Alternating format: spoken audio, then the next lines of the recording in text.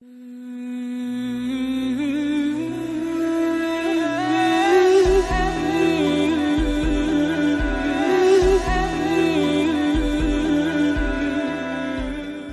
الحمد للہ نحمده ونصلی علی رسوله الکریم اما بعد ان اللہ وملائکتہ یصلون علی النبی یا ایھا الذین آمنوا صلوا علیہ وسلموا تسلیما اللہم صلی علی محمد وعلی آل محمد اللہم بارک علی محمد وعلی آل محمد ربی یسر ولا تعسر وتمم بالخیر. السلام علیکم ورحمۃ اللہ وبرکاتہ. ویلکم ٹو النصر اسلامک کلاسز. پچھلی کلاسز میں ہم غزوہ احزاب کے بارے میں ڈسکس کر رہے تھے پچھلی 2 کلاسز سے، اور آلموسٹ اس کی جو جتنی بھی ساری ڈیٹیلز تھیں ہم نے وہ ساری ہی ڈسکس کر لی ہیں، جو کہ زیادہ تر ہمیں سیرت کی کتابوں میں ملتی ہیں. اور اس کی ایک چھوٹی سی آپ کہیں کہ ایک ایکسٹینشن ہی اس کا کہہ لیں کہ غزوہ احزاب کا ایک ایکسٹینشن ہے جو کہ بنو قریظہ کا واقعہ ہے، جس کو میں نے کہا تھا کہ انشاءاللہ ہم آخری کلاس میں ڈسکس کریں گے، کیونکہ وہ اپنے آپ میں ہی ایک ایونٹ ہے پورا، اور کافی زیادہ اس کی ڈیٹیلز ہمیں ملتی ہیں. تو اس کو انشاءاللہ ہم نے اس لیے ایک الگ سے سیپریٹ کلاس میں ڈسکس کرنے کی ہی سوچا تھا. اور اس میں نے یہ بتایا تھا کہ ہمارے جیسے کہ آج کے جو سیکولر لبرل معاشرہ ہے جس کے اندر ہم رہ رہے ہیں، وہاں پر ہم یہ دیکھتے ہیں کہ بہت سارے جو ہمارے مسلم ایون اسکالرز بھی ہیں وہ اس ایونٹ کو ڈینائی کرنے کی کوشش کرتے ہیں، اور ایونٹ ڈینائی کرتے ہی ہیں، کیونکہ یہ کہتے ہیں کہ قرآن میں یہ واقعہ کہیں پر نہیں ہے، ڈائریکٹلی کہیں پر نہیں ہے، حالانکہ انڈائریکٹلی ہمیں ملتا ہے. غزوہ احزاب کی جو سورہ احزاب کی جو آیت ہے، میں نے اس میں آپ کو بتایا بھی تھا پچھلی کلاس میں. تو اس کو اگر ہم دیکھیں جو زیادہ تر علماء اکرام ہیں ان کے ہمیں آپ کہیں کہ ایک بہت بڑا ایک ہمیں گروپ ایسا ملتا ہے جو اس کو اس آیت کے اوپر غزوہ احزاب کے ہی انٹرپریٹیشن لے کر کے آتے ہیں غزوہ سورہ احزاب میں جو ہے. تو کیونکہ ڈائریکٹلی کہیں نہیں ہے تو اس چیز کو ڈینائی کرنے کی کوشش کرتے ہیں. اور جیسا کہ ہم کہہ رہے ہیں کہ ایک سیکولر لبرل معاشرے میں ہم رہتے ہیں جہاں پر سبھی کو ایک ایکول رسپیکٹ دینے کی کوشش کی جاتی، تو حالانکہ یہ نہیں سوچتے ہیں کہ کس معاشرے کی بات ہو رہی ہے، تو وہ اسی معاشرے میں کہتے ہیں. اور وہ یہ سوچتے ہیں کہ رسول اللہ صلی اللہ علیہ وسلم نعوذ باللہ ایسا کیسے کر سکتے ہیں کہ 500 سے 700 یا 800 جو یہودی تھے ان کو بنو قریظہ کے جو مرد حضرات تھے ان کو کس طریقے سے رسول اللہ صلی اللہ علیہ وسلم نے قتل کرا دیا. ایسا تو رسول اللہ صلی اللہ علیہ وسلم کا بھی نہیں کر سکتے، کیونکہ ان کو رحمت للعالمین اللہ تعالیٰ نے قرآن پاک میں کہا ہے. اور وہ یہ واقعہ کیسے ہو سکتا ہے رسول اللہ کے ٹائم میں، یا رسول اللہ کیسے آرڈر کر سکتے ہیں اس چیز کے لیے. تو کیونکہ ہم ایسے معاشرے میں رہ رہے ہیں جہاں پر ہم اس کو ویژولائز نہیں کر سکتے ہیں، اور ہمارے اوپر آپ کہیں کہ بمبارڈمنٹ بہت ہی زیادہ ہوتا ہے جو ہمارے کہیں کہ دشمنان اسلام ہیں ان کی طرف سے، خاص طور سے جو اسلام کی ایک ٹرو پکچر پیش کرنے کی کوشش کرتے ہیں، تو ان کے سامنے ایسے ایسے بمبارڈمنٹس آتے ہیں. وہ کہتے ہیں کہ دیکھو تمہارے نبی نے ایسا ایسا کیا، اور بھی کافی سارے واقعات لے کر کے آتے ہیں. اس میں یہ اور ایک حضرت عائشہ رضی اللہ تعالی عنہا سے جو رسول اللہ کا نکاح ہے، یہ 2 واقعات جو ہیں بہت ہی آپ کہیں کہ ایسے ہوتے ہیں کہ جن کا ہمارے مسلمان جو اچھے مطلب ایک پریکٹسنگ مسلمز ہوتے ہیں، بہت ان ڈیپتھ نالج والے نہیں، ایک اچھے پریکٹسنگ مسلمز ہوتے ہیں، تو وہ اس سیکولر معاشرے کے اندر اس چیز کا جواب نہیں دے پاتے ہیں، اس چیز کو ٹیکل نہیں کر پاتے، کیونکہ علم بھی بہت زیادہ نہیں ہے. تو اس چیز میں ڈاؤٹ کرنا شروع کر دیتے ہیں پھر رسول اللہ صلی اللہ علیہ وسلم کی پرسنالٹی پر نعوذ باللہ، اور پھر ہلکے ہلکے اسلام پر ہی ایک ڈاؤٹ اور کویسچنز ان کے ذہن میں آنے لگتے ہیں. اور کئی بار ہم یہ دیکھتے ہیں کہ اسی وجہ سے ایتھیزم کی طرف بہت سارے لوگ چلے جاتے ہیں. تو اس چیز کو ڈسکس کرنا اسی لیے بہت زیادہ امپورٹنٹ ہے کہ ہم اگر ڈسکس نہیں کریں گے being a Muslim point of view سے، تو کوئی نہ کوئی آپ کی لائف میں ایسا ضرور آئے گا، خاص طور سے غیر مسلموں کی طرف سے اور دشمنان اسلام کی طرف سے، جو اس واقعے کو جو ہے اوتھینٹک ہمیں زیادہ تر روایتوں سے ملتا ہے، ہمیں سیرت کی ہر کتاب میں اس کو مینشن کیا گیا ہے، اور ہمیں جو حدیثوں کی کتاب ہیں اس کے اندر بھی اس کے واقعات کے بہت ساری ہمیں روایتیں ملتی ہیں، اور صحیح اسناد سے روایتیں ملتی ہیں. تو ان کو ہم ڈینائی اس طریقے سے نہیں کر سکتے کہ نہیں قرآن میں نہیں آیا تو ہم نہیں مانیں گے، نہیں ایسا نہیں تھا، نہیں ویسا تھا. تو ہمیں ایک اس کا ایک بالکل سینیریو پورا پتہ ہونا چاہیے، اور ہمیں یہ پتہ ہونا چاہیے کہ یہ ہوا کیوں تھا. جو میں آپ کو بتا رہا ہوں نا کہ یہ جو ہے یہ ایونٹ جب ہم اس کو ڈسکس کر لیں گے تو ہمیں سمجھ میں آئے گا کہ رسول اللہ صلی اللہ علیہ وسلم نے جو یہ آرڈر دیا اسیسینیٹ کرنے کا، وہ اس لیے نہیں دیا ہو دے ور، جو ہم کہتے ہیں نا اگر ہم انورٹڈ کاماز میں دیکھیں، بیکاز آف ہو دے ور، کہ وہ کون تھے، اس وجہ سے رسول اللہ صلی اللہ علیہ وسلم نے یہ آرڈر نہیں دیا، بٹ بیکاز واٹ دے ڈڈ، جو انہوں نے کیا. اس وجہ سے نہیں کہ یہودی تھے، بلکہ جو انہوں نے کام کیا تھا، جو ایک سنگین جرم انہوں نے کیا تھا، اس کی وجہ سے رسول اللہ صلی اللہ علیہ وسلم نے ان کو یہ سزا جو تھی وہ دی گئی تھی. اب وہ پورا واقعہ کیا ہے انشاءاللہ ہم آج کی کلاس میں اس کو ڈیٹیل سے ڈسکس کریں گے. اور ہم اس میں یہ بھی دیکھیں گے کہ بہت سارے جو آج کے زمانے میں جو سیکولر جو ہم نے کہا کہ معاشرے میں ہم رہتے ہیں، تو وہاں پر کیونکہ ایک ہسٹری میں، ایک ریسنٹ ہسٹری میں ایک بہت بڑا ایونٹ ہو چکا ہے ہولوکاسٹ کا، اور ہوا بھی وہ یہودیوں کے ساتھ ہی تھا، جوئش کمیونٹی جو ہے. تو اس سے لنک کرنے کی بہت ساری کوشش کرتے ہیں کہ دیکھو جو ہٹلر تھا وہ بھی ایسی ہی ذہنیت کا تھا جو یہودیوں سے نفرت کیا کرتا تھا، اور نعوذ باللہ رسول اللہ صلی اللہ علیہ وسلم کو بھی اسی کیٹیگری میں رکھنے کی کوشش کرتے ہیں کہ ان کے ذہن میں بھی یہودیوں کے لیے نفرت تھی، حالانکہ ایسا بالکل بھی نہیں تھا۔ اب تک جتنی سیرت ہم نے پڑھی ہماری کلاسز میں نے کلیئرلی بتا دیا کہ رسول اللہ نے کتنی ان کو رسپیکٹ دی، کتنی رسول اللہ صلی اللہ علیہ وسلم ان سے شروع میں محبت بھی دکھائی رسول اللہ صلی اللہ علیہ وسلم، لیکن ان کی ہیٹریٹ تھی رسول اللہ صلی اللہ علیہ وسلم کے لیے کہ وہ رسول اللہ کی کسی بھی چیز کو مطلب دل کھول کر اس کا انہوں نے ایکسیپٹنس نہیں لیا اس چیز کا، رسول اللہ صلی اللہ علیہ وسلم سے اس طریقے کی محبت نہیں دکھائی، اس طریقے کا ریسپانس نہیں دیا، بلکہ ایک دم الٹے ہی چلے اور آپ کہیں کہ ہاسٹیلٹی دکھائی انہوں نے رسول اللہ صلی اللہ علیہ وسلم کی طرف اور اسلام کی طرف۔ تو وہ چیز ہلکے ہلکے ہلکے جا کر کے اتنے بری اس نے ایک فارم لی ہے، اور اسی کا ایک یہ کہہ لیں کہ ایک ٹینجنٹ ایک طریقے سے کہ جو ان کے جو حرکتیں وہ کرتے ہوئے آ رہے تھے اسی میں ایک حرکت انہوں نے ہی کی تھی، تو جس کی وجہ سے ان کے ساتھ یہ معاملہ پیش آیا۔ تو انشاءاللہ ہم جب اس واقعے کو پورا ڈسکس کر لیں گے، پڑھ لیں گے، تو ہمیں سمجھ میں آئے گا کہ رسول اللہ صلی اللہ علیہ وسلم کے اندر نعوذ باللہ یہودیوں کو لے کر کوئی بغض نہیں تھا، کوئی نفرت نہیں تھی، بلکہ ان کی یہ حرکت ایسی تھی کہ اگر وہ یہودی کی جگہ نصرانی بھی ہوتے یا کوئی اور بھی ہوتے تو رسول اللہ صلی اللہ علیہ وسلم ویسے ہی پیش آتے، اور ہم سیرت میں الگ الگ جگہ پر دیکھتے بھی ہیں کہ رسول اللہ صلی اللہ علیہ وسلم نے جو ان کے ساتھ کیا وہ اور لوگوں کے ساتھ بھی وہی پنشمنٹ ملتا ہے اگر وہ اس طریقے کے لا کو بریک کریں گے، ایسے قانون کو توڑیں گے۔ تو انشاءاللہ وہ ساری چیزیں جو ہم آج کی اس کلاس میں انشاءاللہ ڈسکس کریں گے۔ ہم ڈسکس کر رہے تھے، ہم پڑھ رہے تھے جو بنو قریظہ سے پہلے جو غزوہ احزاب کا واقعہ تھا، تو اس میں ہم نے دیکھا تھا کہ جو قریش کی جو فوج آئی ہوئی تھی، پورے جتھے آئے ہوئے تھے، احزاب تھے، الگ الگ کنفیڈریٹ تھے، جب وہ چلے گئے وہاں سے اس جگہ کو چھوڑ کر کے سب اپنے اپنے گھروں کو چلے گئے، تو رسول اللہ صلی اللہ علیہ وسلم اور صحابہ کرام نے بھی دیکھا کہ جب وہ وہاں سے چلے گئے ہیں اس ایریا کو چھوڑ کر کے، تو یہ لوگ بھی پھر اپنے اپنے گھروں کو جانے لگے، اور جو آگے آ کر کے کیمپنگ کر لی تھی مدینہ کی باؤنڈری پر، وہ سب لوگ اپنے اپنے گھروں کو جانے لگے، اور رسول اللہ صلی اللہ علیہ وسلم بھی اپنے گھر جاتے ہیں۔ اور اس دن غالباً روایتوں میں یہ آتا ہے کہ ام سلمہ رضی اللہ تعالیٰ عنہ کے گھر جاتے ہیں رسول اللہ، اور جا کر اپنا ازار وغیرہ اتارتے ہیں، اور جو رسول اللہ صلی اللہ علیہ وسلم کی تلوار تھی اس تلوار کو رسول اللہ صلی اللہ علیہ وسلم ٹانگ دیتے ہیں۔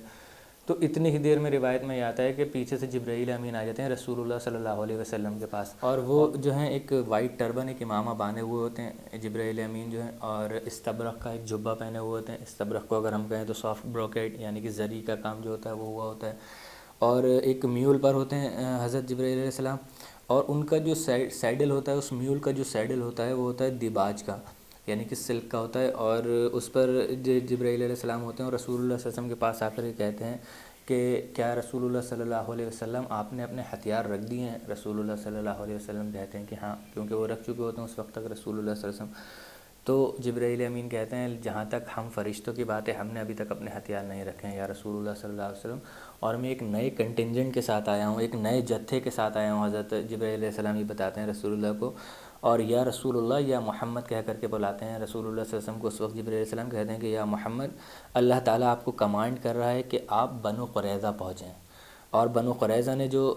ہمارے ساتھ ٹریچری کی تھی، ہمارے ساتھ دھوکہ کیا ہے، جو انہوں نے الائنس تھا ان کے ساتھ جو توڑا ہے، جو جس کو میثاق مدینہ کہا تھا، جس کو رسول اللہ صلی اللہ علیہ وسلم نے دوبارہ ریوائیو بھی کیا تھا بنو نذیر کے موقع پر، کہ ان سے پوچھا تھا کہ آپ ابھی اس کانٹریکٹ پر ہیں یا آپ اس کانٹریکٹ کو بریچ کر رہے ہیں، تو انہوں نے کہا تھا کہ نہیں، ہم یہ اس کانٹریکٹ پر بنے ہوئے ہیں، اور کوئی بھی باہر سے ایک بیرونی فورس آئے گی، جو بیرونی خطرہ آئے گا، تو اس میں ہم اس کا ساتھ نہیں دیں گے، بلکہ محمد صلی اللہ علیہ وسلم اور مسلمانوں کا ساتھ دیں گے۔ تو بہت کلیئرلی اس کانٹریکٹ کو رینیو کیا تھا، اسی کانٹریکٹ کو توڑ دیا ہے، تو ان سے نبٹنے کا ٹائم ہے۔ جبرائیل علیہ السلام کہتے ہیں کہ اللہ تعالیٰ آپ کو کمانڈ کر رہا ہے کہ آپ بنو قریظہ پہلے پہنچیے، اور جبرائیل علیہ السلام کہتے ہیں کہ میں بھی وہیں پہنچ رہا ہوں بنو قریظہ، جو ایک کنٹینجنٹ لے کر کے آئے تھے، پورا جتھا فرشتوں کا فوجی جتھا، اور وہ کہتے ہیں وہاں جا کر میں ان کی زمین کو اس طرح سے ہلا دوں گا کہ بری طریقے سے ان کی زمین کو ہلا دوں گا، وہاں جا کر اللہ تعالیٰ کا یہ حکم ہے، اور جو جنگ ہے وہ ابھی ختم نہیں ہوئی ہے۔ رسول اللہ صلی اللہ علیہ وسلم بھی اس بات کو ریئلائز کرتے ہیں کہ ہاں یہ ہے تو بہت انٹینس بات کہ انہوں نے جو ہمارا ایک کانٹریکٹ تھا اس کانٹریکٹ کو توڑا ہے، جس کو ہم نے ابھی رینیو کیا تھا۔ اگر توڑنا تھا تو پہلے ہی توڑ دیتے تھے، کہ کانٹریکٹ توڑنا، الائنس ہونا، یہ بہت ہی سنگین جرم مانا جاتا ہے آج کی دنیا میں بھی، نیشن اسٹیٹ جس میں ہم رہ رہے ہیں، اور پچھلے دوروں میں بھی یہ بہت ہی ایک سنگین جرم مانا جاتا تھا۔ خاص طور سے اسلام نے آ کر اس کو اور انٹینسیفائی کر دیا، بتا دیا کہ اس کی نوعیت کتنی ہے، کہ آپ توڑ ہی نہیں سکتے، سب سے بڑا سنگین گناہ اسلام میں۔ تو مطلب یہاں تک ہے کہ آپ اگر کسی سے معاہدہ ہے آپ کا، آپ اس کے کانٹریکٹ میں ہیں کسی دوسرے ملک سے، اور اگر آپ اس معاہدے کو توڑتے ہیں تو آپ اس کو اعلانیہ پہلے بتائیے کہ ہم اب آپ کے ساتھ معاہدے میں نہیں ہیں، آپ نے یہ شرائط کا آپ نے جو ہے توڑ دی ہیں اس معاہدے کے اندر جو تھی، تو اس وجہ سے اب ہم آپ کے ساتھ معاہدہ نہیں رکھیں گے، اور ہم اعلانیہ اس معاہدے کو توڑ رہے ہیں، چپکے سے بھی نہیں توڑ سکتے اس معاہدے کو۔ تو اتنا زیادہ اس کو سنگین بتایا گیا ہے۔ تو انہوں نے تو یہاں پر مطلب اپنے آپ سے ایک بار رینیو کرا رسول اللہ صلی اللہ علیہ وسلم نے، اس کے بعد انہوں نے دھوکہ دھڑی کر کے اس معاہدے کو توڑ دیا، اور جو قریش آئے تھے، جو ان کا جتھا آیا تھا، پورا ان کی مدد کرنے کے لیے تیار ہو گئے تھے۔ تو آپ کہیں کہ جو ہم نے پچھلی کلاس میں اس کو ڈسکس کیا ہے بہت زیادہ، کہ ایک شخص کی صلاحیت اللہ تعالیٰ نے کہاں سے ان کو بھیجا، کس طریقے سے انہوں نے منور کیا، اور پوری جو سچویشن تھی اس کو بدل دیا۔ اب رسول اللہ صلی اللہ علیہ وسلم کیا کرتے ہیں؟ رسول اللہ صلی اللہ علیہ وسلم ایک صحابی کو بلاتے ہیں اور ان کو بتاتے ہیں کہ جاؤ پورے شہر میں، مدینہ میں اعلان کر دو کہ کوئی بھی شخص مطلب اپنی جو اس نے زرہ پہنی ہوئی ہے، جو اس کے ہتھیار ہیں، وہ اپنے نہیں رکھے، وہ ویسے ہی وہاں سے نکلے، اپنے گھروں سے نکلے، اور جن لوگوں نے اتار بھی دیے تو وہ دوبارہ سے پہنیں اور اپنے گھروں سے نکلیں اور بنو قریظہ پہنچیں، اور عصر کی نماز نہیں پڑھیں جبکہ بنو قریظہ جب تک نہیں پہنچ جائیں۔ مطلب پہلے بنو قریظہ پہنچنا ہے۔ رسول اللہ صلی اللہ علیہ وسلم کلیئر ایگزامپل یہاں، مطلب کلیئر اسٹیٹمنٹ دے دیتے ہیں رسول اللہ صلی اللہ علیہ وسلم کہ بنو قریظہ پہنچنا ہے، بنو قریظہ پہنچ کر ہی عصر کی نماز پڑھیں وہاں پر۔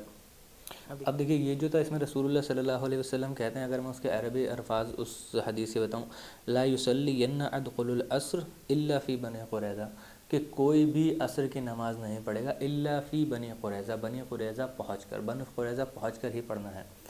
تو اب دیکھیے یہاں پر اب اس چیز کو ہم ڈسکس کر لیتے ہیں، کیونکہ یہ بہت کلاسیکل ایگزامپل ہے ڈفرینس آف اوپینین کا۔ آپ سب لوگوں نے یہ واقعہ سنا ہوگا، جتنے بھی لوگ سیرت کو سن رہے ہیں، اور نہیں سنا ہے تو میں بتا دیتا ہوں، اس کو ڈسکس کر لیں گے انشاءاللہ ہم یہاں پر، کہ جب وہاں سے صحابہ کرام کا جتھا نکلتا ہے، الگ الگ گروپس نکلتے ہیں، اس میں سے ایک بڑا گروپ جو ہوتا ہے وہ نکلتا ہوتا ہے، تو راستے میں ہی عصر کی نماز کا وقت ہو جاتا ہے۔ تو وہ کہتے ہیں کہ ہم کیا کریں، عصر کی نماز پڑھ لیں یہاں پر، کیونکہ نکلا جا رہا ہوتا ہے وقت۔ وہ کہتے ہیں کہ اگر جب تک ہم پہنچیں گے تب تک تو ہو سکتا ہے کہ عصر کی نماز کا وقت نکل جائے اور مغرب آ جائے، قضا ہو جائے۔ تو وہ کہتے ہیں کہ اس میں اب جو گروپ ہوتا ہے، ایک بڑا گروپ، اس میں دو گروپس بن جاتے ہیں، دو ڈفرینٹ مطلب اوپینین آ جاتے ہیں، ڈفرینس آف اوپینین یہاں پر آتا ہے۔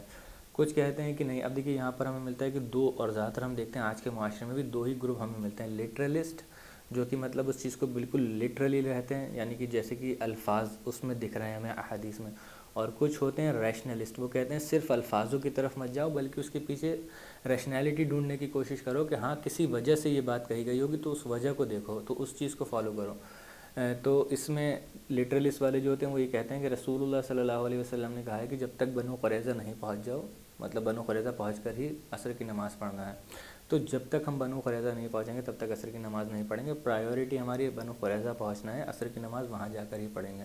اس سے پہلے نہیں پڑھ سکتے۔ اور جو دوسرے والے ہوتے ہیں، جو ریشنلسٹ ویو کے ہوتے ہیں، وہ کہتے ہیں کہ نہیں، رسول اللہ صلی اللہ علیہ وسلم نے ہمیں یہ اس لیے کہا تھا کہ ہم جلدی جلدی نکل کر کے جائیں، دیر نہیں کریں، ہم وہاں پہنچ جائیں بنو قریظہ پہنچنے کے بعد ہم آرام سے عصر کی نماز پڑھیں، اور اگر ہم نہیں پہنچ پا رہے ہیں، راستے میں ہمارا وقت نکلا جا رہا ہے، تو ہم راستے میں عصر کی نماز پڑھیں اور پھر جلدی سے بنو قریظہ پہنچ جائیں۔ رسول اللہ صلی اللہ علیہ وسلم کے کہنے کا مطلب یہی تھا کہ جلدی سے پہنچو وہاں پر، اتنی جلدی پہنچو کہ عصر کی نماز ہی تمہیں وہاں پر ادا کرنا ہو اور تمہارا وقت نہیں نکلے، لیکن ہم وہاں پہنچ نہیں پا رہے ہیں، ہمارے لیے پریکٹیکل نہیں ہے، تو ہم اس لیے راستے میں ہی نماز پڑھیں گے۔ تو یہ دو گروپ بن جاتے ہیں، ایک گروپ جو ہوتا ہے وہیں نماز پڑھتا ہے عصر کے وقت میں، اور ایک گروپ جو ہوتا ہے جو بنو قریظہ پہنچنے کے بعد وہاں پر نماز پڑھتا ہے، جو کہ ان کی قضا ہو جاتی ہے۔ تو یہ جو تھا، جب رسول اللہ صلی اللہ علیہ وسلم کو یہ پورا واقعہ بتایا جاتا ہے، تو رسول اللہ صلی اللہ علیہ وسلم، اب اس میں بہت ساری چیزیں ایکسٹینڈ بھی کی جاتی ہیں، اس میں یہ چیز ایکسٹینڈ کی جاتی ہے کہ رسول اللہ صلی اللہ علیہ وسلم نے کہا کہ دونوں ہی ٹھیک ہو، تو یہ چیز غلط ہے، یہ ہمیں کسی بھی صحیح حدیث کے الفاظ سے نہیں ملتی ہے کہ دونوں ہی ٹھیک ہو، کیونکہ دیکھیے حق تو ہمیشہ ایک ہی ہوتا ہے۔ رسول اللہ صلی اللہ علیہ وسلم نے جو بات کہی ہوگی، آپ کو سوچیے، بہت پریکٹیکل سی چیز ہے کہ رسول اللہ صلی اللہ علیہ وسلم نے اگر کہا ہوگا تو ان کا ایک ہی انٹینشن ہوگا رسول اللہ صلی اللہ علیہ وسلم کا کہنے کا، یا تو واقعی میں یہی ہوگا کہ وہاں پہنچ جاؤ، تو وہاں پہنچ کر ہی نماز پڑھنا، چاہے وہ قضا ہو یا کچھ بھی ہو، وہیں پہنچ کر کے نماز پڑھنا، یا پھر دوسرا میننگ ہوگا رسول اللہ صلی اللہ علیہ وسلم کے کہنے کا کہ آپ جو ہیں وہاں پہنچ جانا، اگر نہیں پہنچ پا رہا ہو اس لیے کہہ رہا ہوں میں کہ آپ جلدی جاؤ، اگر پھر بھی راستے میں نماز نکل رہی ہو تو آپ راستے میں نماز پڑھ لینا اور پھر وہاں پہنچ جانا۔ تو اس میں سے ایک ہی میننگ ہوگا رسول اللہ صلی اللہ علیہ وسلم کا کہنے کا، کوئی دونوں میننگ نہیں ہوں گے، تو اس لیے رسول اللہ صلی اللہ علیہ وسلم نے یہ نہیں کہا کہ دونوں ہی ٹھیک ہو۔ اس کو غلط استعمال کیا جاتا ہے آج کے معاشرے میں، کہتے ہیں کہ ٹھیک ہے، اور ایک حدیث کا استعمال کیا جاتا ہے اور اس حدیث سے اس کے اوپر چسپا کر دیا جاتا ہے، جو کہ حالانکہ اوتھینٹک حدیث ہے، وہ اس سچویشن کے لیے نہیں ہے۔ اس میں یہ آتا ہے کہ اگر کوئی مجتہد اجتہاد کرے اور اس کا اجتہاد جو ہے اگر صحیح ہو تو اس کو ایک ثواب ملے گا، اگر اس کا مجتہد صحیح ہے تو اس کو 2 ثواب ملیں گے، اور اگر غلط بھی ہے ایون تو اس کو 1 ثواب ملے گا۔ تو وہ کہتے ہیں کہ دیکھو اس کا مطلب ثواب تو ملنا ہی ملنا ہے، دیکھیے ہاں ثواب ملنا ہی ملنا ہے، لیکن یہاں پر ہمیں اگر اس کو ڈیپلی دیکھیں تو اس میں بھی ہمیں پتہ چلتا ہے کہ حق جو ہوگا وہ ایک ہی ہوگا۔ اگر صحیح ہوگا تو 2 ثواب ملیں گے، اور اگر صحیح نہیں ہوگا اس کا مطلب غلط ہوگا تو بھی 1 ثواب ملے گا۔ تو غلط ہونے پر ثواب تو ہے، لیکن یہ اس کا مطلب نہیں ہے کہ دونوں ہی اگر کوئی اجتہاد کرے، 2 اجتہاد ہو جائیں تو وہ دونوں ہی اجتہاد صحیح ہی ہوں۔ تو یہ اس میں پورا ایک یہ واقعہ تھا جو ہمیں آپ کہہ لیں گے کلاسیکل ایگزامپل ہے ڈفرینس آف اوپینین کا، کہ ایک حدیث تھی، اس کو کچھ لوگوں نے کچھ اور طریقے سے سمجھا، کچھ لوگوں نے کچھ اور طریقے سے سمجھا، تو ان لوگوں نے اس کو فالو کیا اور ان لوگوں نے اس کو فالو کیا۔ تو دونوں میں ہی ثواب ہیں، کیونکہ ہمیں ایک حدیث بھی ملتی ہے کہ اگر کوئی مجتہد اجتہاد کرے اور اس کا اجتہاد صحیح ہو تو اس کو 2 اجر ملیں گے، اور اس کا اجتہاد اگر غلط بھی ہو، ایون اس کی انٹینشن پیور ہو، اسلام کے لیے خالص اس نے کیا ہو کہ اللہ تعالیٰ کا حکم شرعی مجھے نکالنا ہے، اس وجہ سے اس نے اجتہاد کیا ہو، اور غلط رزلٹ پر بھی اگر پہنچے تو اللہ تعالیٰ اس کو 1 اجر دے گا، 1 ثواب اس کو ملے گا۔ تو یہاں پر ایک کلاسیکل ایگزامپل ہے ہمارے ڈفرینس آف اوپینین کا۔ ہم دیکھتے ہیں ہمارے معاشرے میں ہمیشہ سے ہی ڈفرینس آف اوپینین رہا ہے، رسول اللہ کے زمانے میں یہ کلاسیکل ایگزامپل ہے، صحابہ کرام کے دور میں بھی الگ الگ دور میں ہم نے دیکھا کہ ڈفرینس آف اوپینین رہا، صحابہ کے اندر، تابعین کے اندر ہم نے دیکھا۔ 4 فقہ جو ہمارے ہیں بڑے بڑے آپ کہیں کہ کلاسیکل اسکالرز ہیں، امام ابو حنیفہ، امام شافعی، امام مالک، امام ابن حنبل، اور یہ سب جو ہیں ان کے اندر بھی ہم کہتے ہیں کہ ڈفرینس آف اوپینین ملتا ہے۔ اس کے علاوہ جو حدیثوں کے اسکالرز ہیں ان کے اندر بھی ہمیں ڈفرینس آف اوپینین ملتا ہے، کچھ کسی حدیث کو لیتے ہیں، کچھ کسی حدیث کو لیتے ہیں، کچھ علماء کرام مطلب محدث جو ہیں وہ کسی حدیث کو ضعیف کہتے ہیں، کچھ کسی حدیث کو صحیح کہتے ہیں۔ تو یہ ایک ڈفرینس آف اوپینین جو ہمیشہ سے ہی امت کے اندر رہا ہے، یہ کوئی ایسی چیز نہیں ہے کہ جو مطلب حرام ہو اس امت کے اندر ہونا۔ ایک آپ کہیں کہ حکم شرعی نکالنا کہ اللہ تعالیٰ کا کیا حکم ہے، کیونکہ رسول اللہ صلی اللہ علیہ وسلم کی احادیث، اب رسول اللہ تو موجود نہیں، رسول اللہ صلی اللہ علیہ وسلم کی احادیث مبارکہ سے ہی اجتہاد کر کے نکالیں گے۔ تو کوئی کسی کو، جو میں نے آپ کو بتایا نا، ایک لٹرلسٹ ویو کے ہوتے ہیں اور ایک ریشنلسٹ ویو کے ہوتے ہیں۔ اگر لٹرلسٹ ویو ہیں انہوں نے کس طریقے سے ایکسٹریکٹ کیا ہے کسی حکم کو، ریشنلسٹ ہیں تو انہوں نے کس طریقے سے ایکسٹریکٹ کیا ہے اس حکم کو۔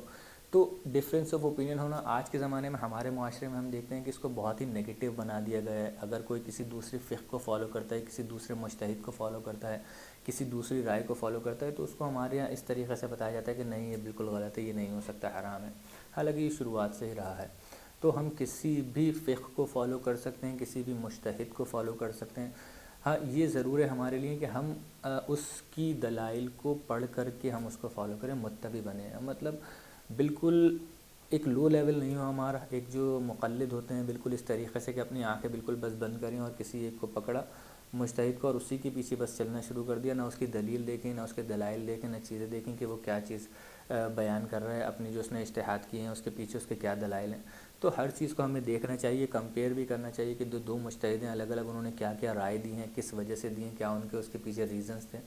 تو وہ ساری چیزیں ہمیں دیکھنا چاہیے۔ تو یہ کلاسیکل ایگزامپل ہے جو ڈفرینس آف اوپینین ہے۔ ہر ڈفرینس آف اوپینین جو ہے آپ کہیں کہ ہم کس میٹر میں نہیں ہو سکتا، ڈفرینس آف اوپینین جو ہے وہ قطعی میٹرز کے اندر نہیں ہو سکتا۔ اگر ہم حکم شرعی کو دیکھیں تو حکم شرعی 2 چیزوں، ان کو ہم 2 کیٹیگریز میں ڈیوائڈ کر سکتے ہیں۔ جو حکم شرعی ہے، حکم شرعی سے آپ سمجھ رہے ہوں گے جو اللہ تعالیٰ کا حکم ہے کسی چیز کے لیے، کہ یہ چیز کرنا حلال ہے، یہ چیز حرام ہے، یہ صحیح ہے یا غلط ہے، اس کو کہتے ہیں ہم حکم شرعی۔ حکم شرعی کو اگر ہم دیکھیں تو ہماری 2 کیٹیگریز بہت ایزیلی بن سکتی ہیں، ایک ہوتے ہیں قطعی میٹرز اور ایک ہوتے ہیں ظنی میٹرز۔ قطعی جو معاملات ہیں، جو قطعی معاملات ہیں وہ ہیں آپ کہہ لیجیے 100% اور بالکل ویسے کے ویسے، اس میں کوئی ڈاؤٹ نہیں ہے۔ جو ظنی معاملات ہوتے ہیں، وہ 100% سے آپ کہہ لیں کہ کچھ کم ہوں گے، ان کے اندر کچھ نہ کچھ 1%، 2%، 5% ڈاؤٹ ہوگا کچھ نہ کچھ کسی چیز کو لے کر کے۔ اب وہ ڈاؤٹ کس وجہ سے ہو سکتا ہے، یا تو اس کی میننگ کی وجہ سے ہو سکتا ہے، جو رسول اللہ نے بات کری، جو میں نے ابھی آپ کو ایک کلاسیکل حدیث بتائی کہ اس کو سمجھنے میں کسی نے لٹرلی لے لیا، اس کو کسی نے ریشنلی لے لیا، تو اس کے میننگ کو سمجھنے میں اس کے اندر ڈاؤٹ ہو سکتا ہے، اس کے 2 میننگز نکل رہے ہوں، یا ایک الفاظ کے کئی میننگز نکل رہے ہوں، اس کو کہاں پر کس جگہ پر استعمال کیا گیا اس کو، وہ ہو سکتا ہے اس کے اندر ایک ڈاؤٹ کریٹ کر رہا ہو۔ اور ایک جو ہے وہ ہو سکتا ہے اس کی جو سند ہے، ایک ہوتا ہے دلالہ جس کو ہم نے کہہ دیا میننگ، مان لیں کہ اس کے الگ الگ میننگ نکل رہے ہیں، ایک ہوتا ہے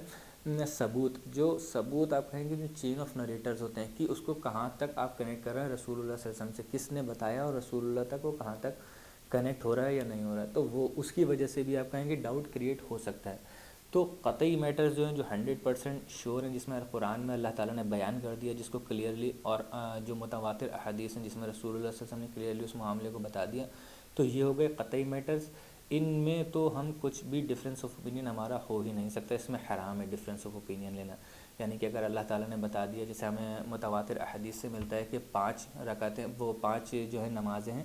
تو اب ہم اس میں ڈفرینس آف اوپینین نہیں کر سکتے کہ نہیں کوئی ایک نئے عالم آ جائیں، کوئی نئے مجتہد آ جائیں، وہ آ کر کہیں کہ نہیں نمازیں جو ہیں وہ 6 ہیں یا نمازیں جو ہیں وہ 4 ہیں، آپ نے غلط غلط سمجھا ہے، اس طریقے سے وہ کہیں سے بھی نکال کر کے لے آئیں اپنی دلیلیں دیں، تو وہ ایک قطعی میٹر ہے، سیٹل میٹر ہے، پوری امت کا اس کے اوپر اجتہاد ہے کہ نمازیں جو ہیں 5 ہیں، اب اس سے ہم ڈفر نہیں کر سکتے، یا اس سے بھی زیادہ اگر میں اوتھینٹسٹی اور زیادہ مطلب اس کی اوپر لے جاؤں تو قطعی معاملات میں قرآن کی آیت کو ہم انکار نہیں کر سکتے، جس میں قرآن میں اللہ تعالیٰ یہ کہہ رہا ہے کہ شراب حرام ہے، اللہ تعالیٰ نے کلیئرلی بتا دیا، تو اب ہم کوئی مجتہد اٹھ کر کے یہ نہیں کر سکتا کہ نہیں وہ اجتہاد کرے اس چیز پر اور نکال کر کے لے آئے کہ نہیں اس پر اجتہاد کر رہے ہیں کہ ہم شراب جو ہے وہ حلال ہے، دو علماء کرام کے گروپ بن گئے، کچھ کہتے ہیں حلال ہے، کچھ کہتے ہیں حرام، تو اس میں ہم بالکل بھی ڈفرینس آف اوپینین نہیں ہو سکتا، کیونکہ اللہ تعالیٰ نے کلیئرلی بتا دیا، قطعی میٹر ہے یہ، قطعی میٹر میں کبھی بھی ڈفرینس آف اوپینین نہیں ہو سکتا، جتنے بھی ضنی ایشوز ہوں گے، ضنی میٹرز ہوں گے، ضنی معاملات ہوں گے جس میں ہلکا سا ڈاؤٹ آپ کہہ لیں جو 100% نہیں ہے، ان کے اندر آپ کہیں کہ جیسے کہ ہم نے یہ کلیئر ایگزامپل لے گا کہ رسول اللہ صلی اللہ علیہ وسلم کی ایک حدیث تھی، اس کو آپ اس طریقے سے بھی سمجھ سکتے ہیں کہ ہاں وہ لٹرلی رسول اللہ صلی اللہ علیہ وسلم نے کہا، اس کو آپ اس طریقے سے سمجھ سکتے ہیں کہ نہیں ریشنلی رسول اللہ نے کہا، ایک زن تھا اس کے اندر، 100% نہیں تھا، یا تو رسول اللہ موجود ہوتے ان کے ساتھ، وہ وہاں جا کر جہاں پر بھی نماز پڑھتے تو کلیئر پتہ چل جاتا، پھر زن اس کے اندر سے بالکل ختم ہو جاتا، پھر وہ بھی قطعی معاملہ ہو جاتا، تو زن تھا اس کے اندر، ڈاؤٹ تھا تھوڑا تھا، اس وجہ سے اس میں ڈفرینس آف اوپینین ہوا، اسی طریقے کے بہت سارے معاملات ہم دیکھتے ہیں امت کے اندر ہیں جس میں زن ہے تو اس کے اندر ڈفرینس آف اوپینین ہے، الگ الگ مجتہد کے الگ الگ رائے ہیں، تو ان میں سے جتنے بھی مجتہد ہیں آپ کسی بھی مجتہد کو پڑھ کر کے ان کے ریفرنسز دیکھ کر کے ان کے دلالت دیکھ کر کے ہاں انہوں نے کیا دلیلیں دی ہیں، تو ان کے کسی بھی حکم شرعی کو آپ فالو کر سکتے ہیں، اس کو آپ فالو کریں گے تو وہ ایسے ہی ہے جیسے اللہ اور اس کے رسول کے حکم کو فالو کرنا، مجتہد کا حکم فالو کرنا ایسا ہی ہوتا ہے۔ تو خیر یہ اپنے آپ میں ایک بہت لمبا ٹاپک ہے، بہت بڑا ٹاپک ہے، اس کو ہم کبھی اور ڈسکس کر سکتے ہیں، ڈفرینس آف اوپینین جو ہمارے معاشرے میں آج کے زمانے میں اگر ہم دیکھیں تو ایک بہت جو کہ ایک بہت ہیلدی چیز تھی پچھلے معاشروں میں، آج کے معاشرے میں بہت زیادہ بدترین شکل لے چکی ہے، اور اس کی وجہ سے لوگ ایک دوسرے کو مطلب بہت فرقوں میں بٹ گئے ہیں اور ایک دوسرے کو لیبل کرتے ہیں، تم فلاں ہو، تم فلاں ہو، تم فلاں ہو، ایک دوسرے کو لیبلنگ کرتے رہتے ہیں، اور پھر ایک دوسرے کے لیے آپ کہیں کہ اینیموسٹی ہے، نفرتیں اسی وجہ سے ایک دوسرے کے لیے، تو یہ چیز جو ایک ہیلدی چیز تھی وہ ایک نگیٹو چیز میں آ گئی ہے، اور اس کے بھی بہت سارے وجوہات ہیں، لیکن یہ ایک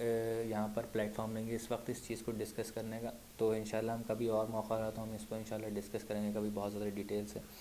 اور انشاءاللہ ہم اپنا جو ہمارا ٹاپک ہے اس کی طرف ہم آگے بڑھتے ہیں، تو اس میں جو ہے بہت سارے دو گروپس ہو جاتے ہیں، رسول اللہ صلی اللہ علیہ وسلم کو بتاتے ہیں، رسول اللہ صلی اللہ علیہ وسلم کسی سے کچھ نہیں کہتے ہیں، اب یہ کیونکہ ایک ایسا معاملہ تھا جو ہر بار تو ریپیٹ نہیں ہونا تھا، صرف ونس ان اے لائف والا ایک جو معاملہ ہوتا ہے کہ ہاں یہ ایونٹ ہوگا یہاں پر ڈسکس ہو گیا، اب اس کو بار بار دوبارہ تو آنا نہیں کہ ہاں اگلے سال پھر یہ ایونٹ ہوگا تو پھر بنو قریظہ کوئی پہنچے گا، تو رسول اللہ صلی اللہ علیہ وسلم نے اس لیے اس کو زیادہ چھیڑا نہیں، بتایا نہیں کہ ہاں انہوں نے صحیح کیا یا انہوں نے غلط کیا، تو رسول اللہ صلی اللہ علیہ وسلم نے اس چیز کو وہیں ویسے رہنے دیا، اگر ہاں ایک ایسی چیز ہوتی معاملے حج کا معاملہ ہوتا کہ حج کو اس فلاں جگہ پر جانا ہی اور نماز پڑھنی ہے تو رسول اللہ صلی اللہ علیہ وسلم اس کو کلیئرلی بتا دیتے تاکہ آنے والی امت کے لیے کوئی پریشانی نہیں ہو، تو آنے والی امت کے لیے اس چیز سے کوئی پریشانی ہونے والی نہیں تھی، تو اس لیے رسول اللہ صلی اللہ علیہ وسلم نے بھی اس معاملے کو کھولا نہیں۔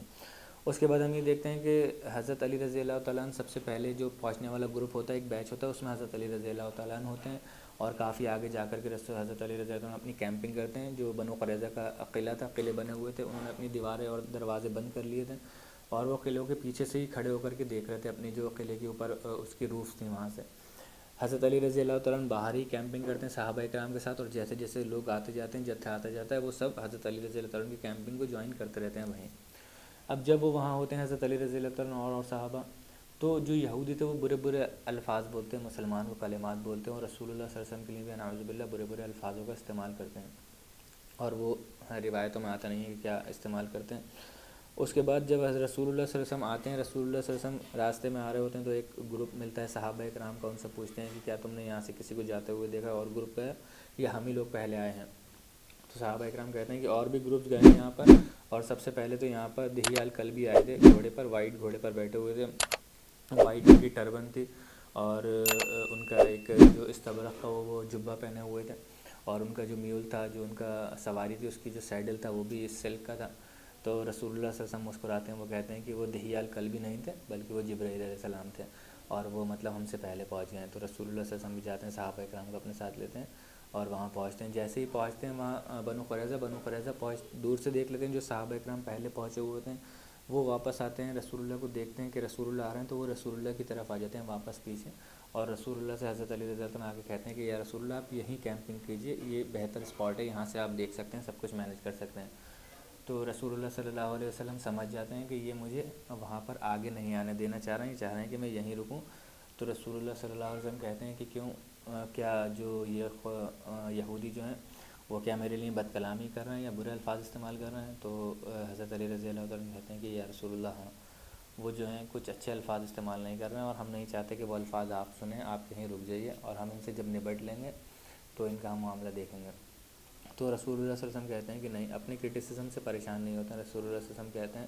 کہ ان کو بولنے دو۔ رسول اللہ صلی اللہ علیہ وسلم آگے جاتے ہیں اور وہاں جا کر کے رسول اللہ صلی اللہ علیہ وسلم ان سے خطاب کرتے ہیں، بنو قریظہ سے خطاب بھی کرتے ہیں، اور رسول اللہ صلی اللہ علیہ وسلم ان سے کہتے ہیں کہ یا یہود، او یہود، یا اہل یہود، تم جو کیا اللہ تعالیٰ نے تمہیں ذلیل و خوار نہیں کر دیا؟ پوری ایک ہسٹری کو ذہن میں رکھتے ہوئے رسول اللہ صلی اللہ علیہ وسلم کی بات کہتے ہیں کہ یا اللہ تعالیٰ نے تمہیں ذلیل و خوار نہیں کیا؟ کیا اللہ تعالیٰ کا غصہ تمہارے اوپر نہیں آیا؟ اور رسول اللہ صلی اللہ علیہ وسلم کہتے ہیں کہ کیا تم اب بھی اس بات کو ایڈمٹ کرو گے یا نہیں کرو گے کہ تم جو اللہ تعالیٰ کی نافرمانی ہمیشہ کرتا ہے، اسی وجہ سے اللہ تعالیٰ کا عذاب تمہارے اوپر ہمیشہ آیا ہے؟ تو وہ کہتے ہیں کہ یا ابو القاسم، یہ رسول اللہ صلی اللہ علیہ وسلم کو ان کی کنیت سے بلاتے ہیں، یا ابو القاسم، ہم تمہیں جانتے ہیں تم نے کبھی بھی مطلب فولشلی یا اینگر میں، اپنے غصے میں کوئی بھی فیصلہ نہیں کیا ہے، بی پریکٹیکل۔ وہ کہتے ہیں کہ ہمارے پر مرسی کرو، ہمارے پر رحم کا معاملہ کرو ہمارے ساتھ۔ تو رسول اللہ صلی اللہ علیہ وسلم ان سے کہتے ہیں کہ گیو اپ اینڈ سرنڈر کر دو، میں تم لوگوں کے ساتھ، تمہارے ساتھ اچھا معاملہ کروں گا۔ تو وہ لوگ کہتے ہیں کہ منع کر دیتے ہیں، وہ کہتے ہیں کہ نہیں، ہم سرنڈر تو نہیں کریں گے۔ تو رسول اللہ صلی اللہ علیہ وسلم کہتے ہیں کہ جب سرنڈر نہیں کرو گے تو رسول اللہ پورا جو ایک سیج ہوتا ہے، گھیرا بندی جس کو کہتے ہیں قلعے کی، رسول اللہ صلی اللہ علیہ وسلم گھیرا بندی کر لیتے ہیں، جتنے بھی ان کے آنے جانے کے ایگزٹس تھے ان کو رسول اللہ صلی اللہ علیہ وسلم سیل کر دیتے ہیں۔ اب یہ گھیرا بندی جو ہے لگ بھگ آپ کہیں کہ اس میں روایتوں میں آتا ہے کہ دن جو ہے ہفتوں میں بدل جاتے ہیں، اور ہفتہ جو ہے پورے مہینے میں بدل جاتا ہے۔ لگ بھگ 20 سے 30 دن، 32 دن کا یہ جو ہے پورا سیج رہتا ہے، اور لگ بھگ ایک مہینے یہ جو ہے سیج چلتا ہے، گھیرا بندی جو ہے وہ چلتی ہے۔ اب اسی وقت میں جو ان کے لیڈر تھا، یعنی کہ جو یہود کا جو بنو قریظہ کا جو یہ قبیلہ تھا، ان کا لیڈر تھا کعب بن اسد،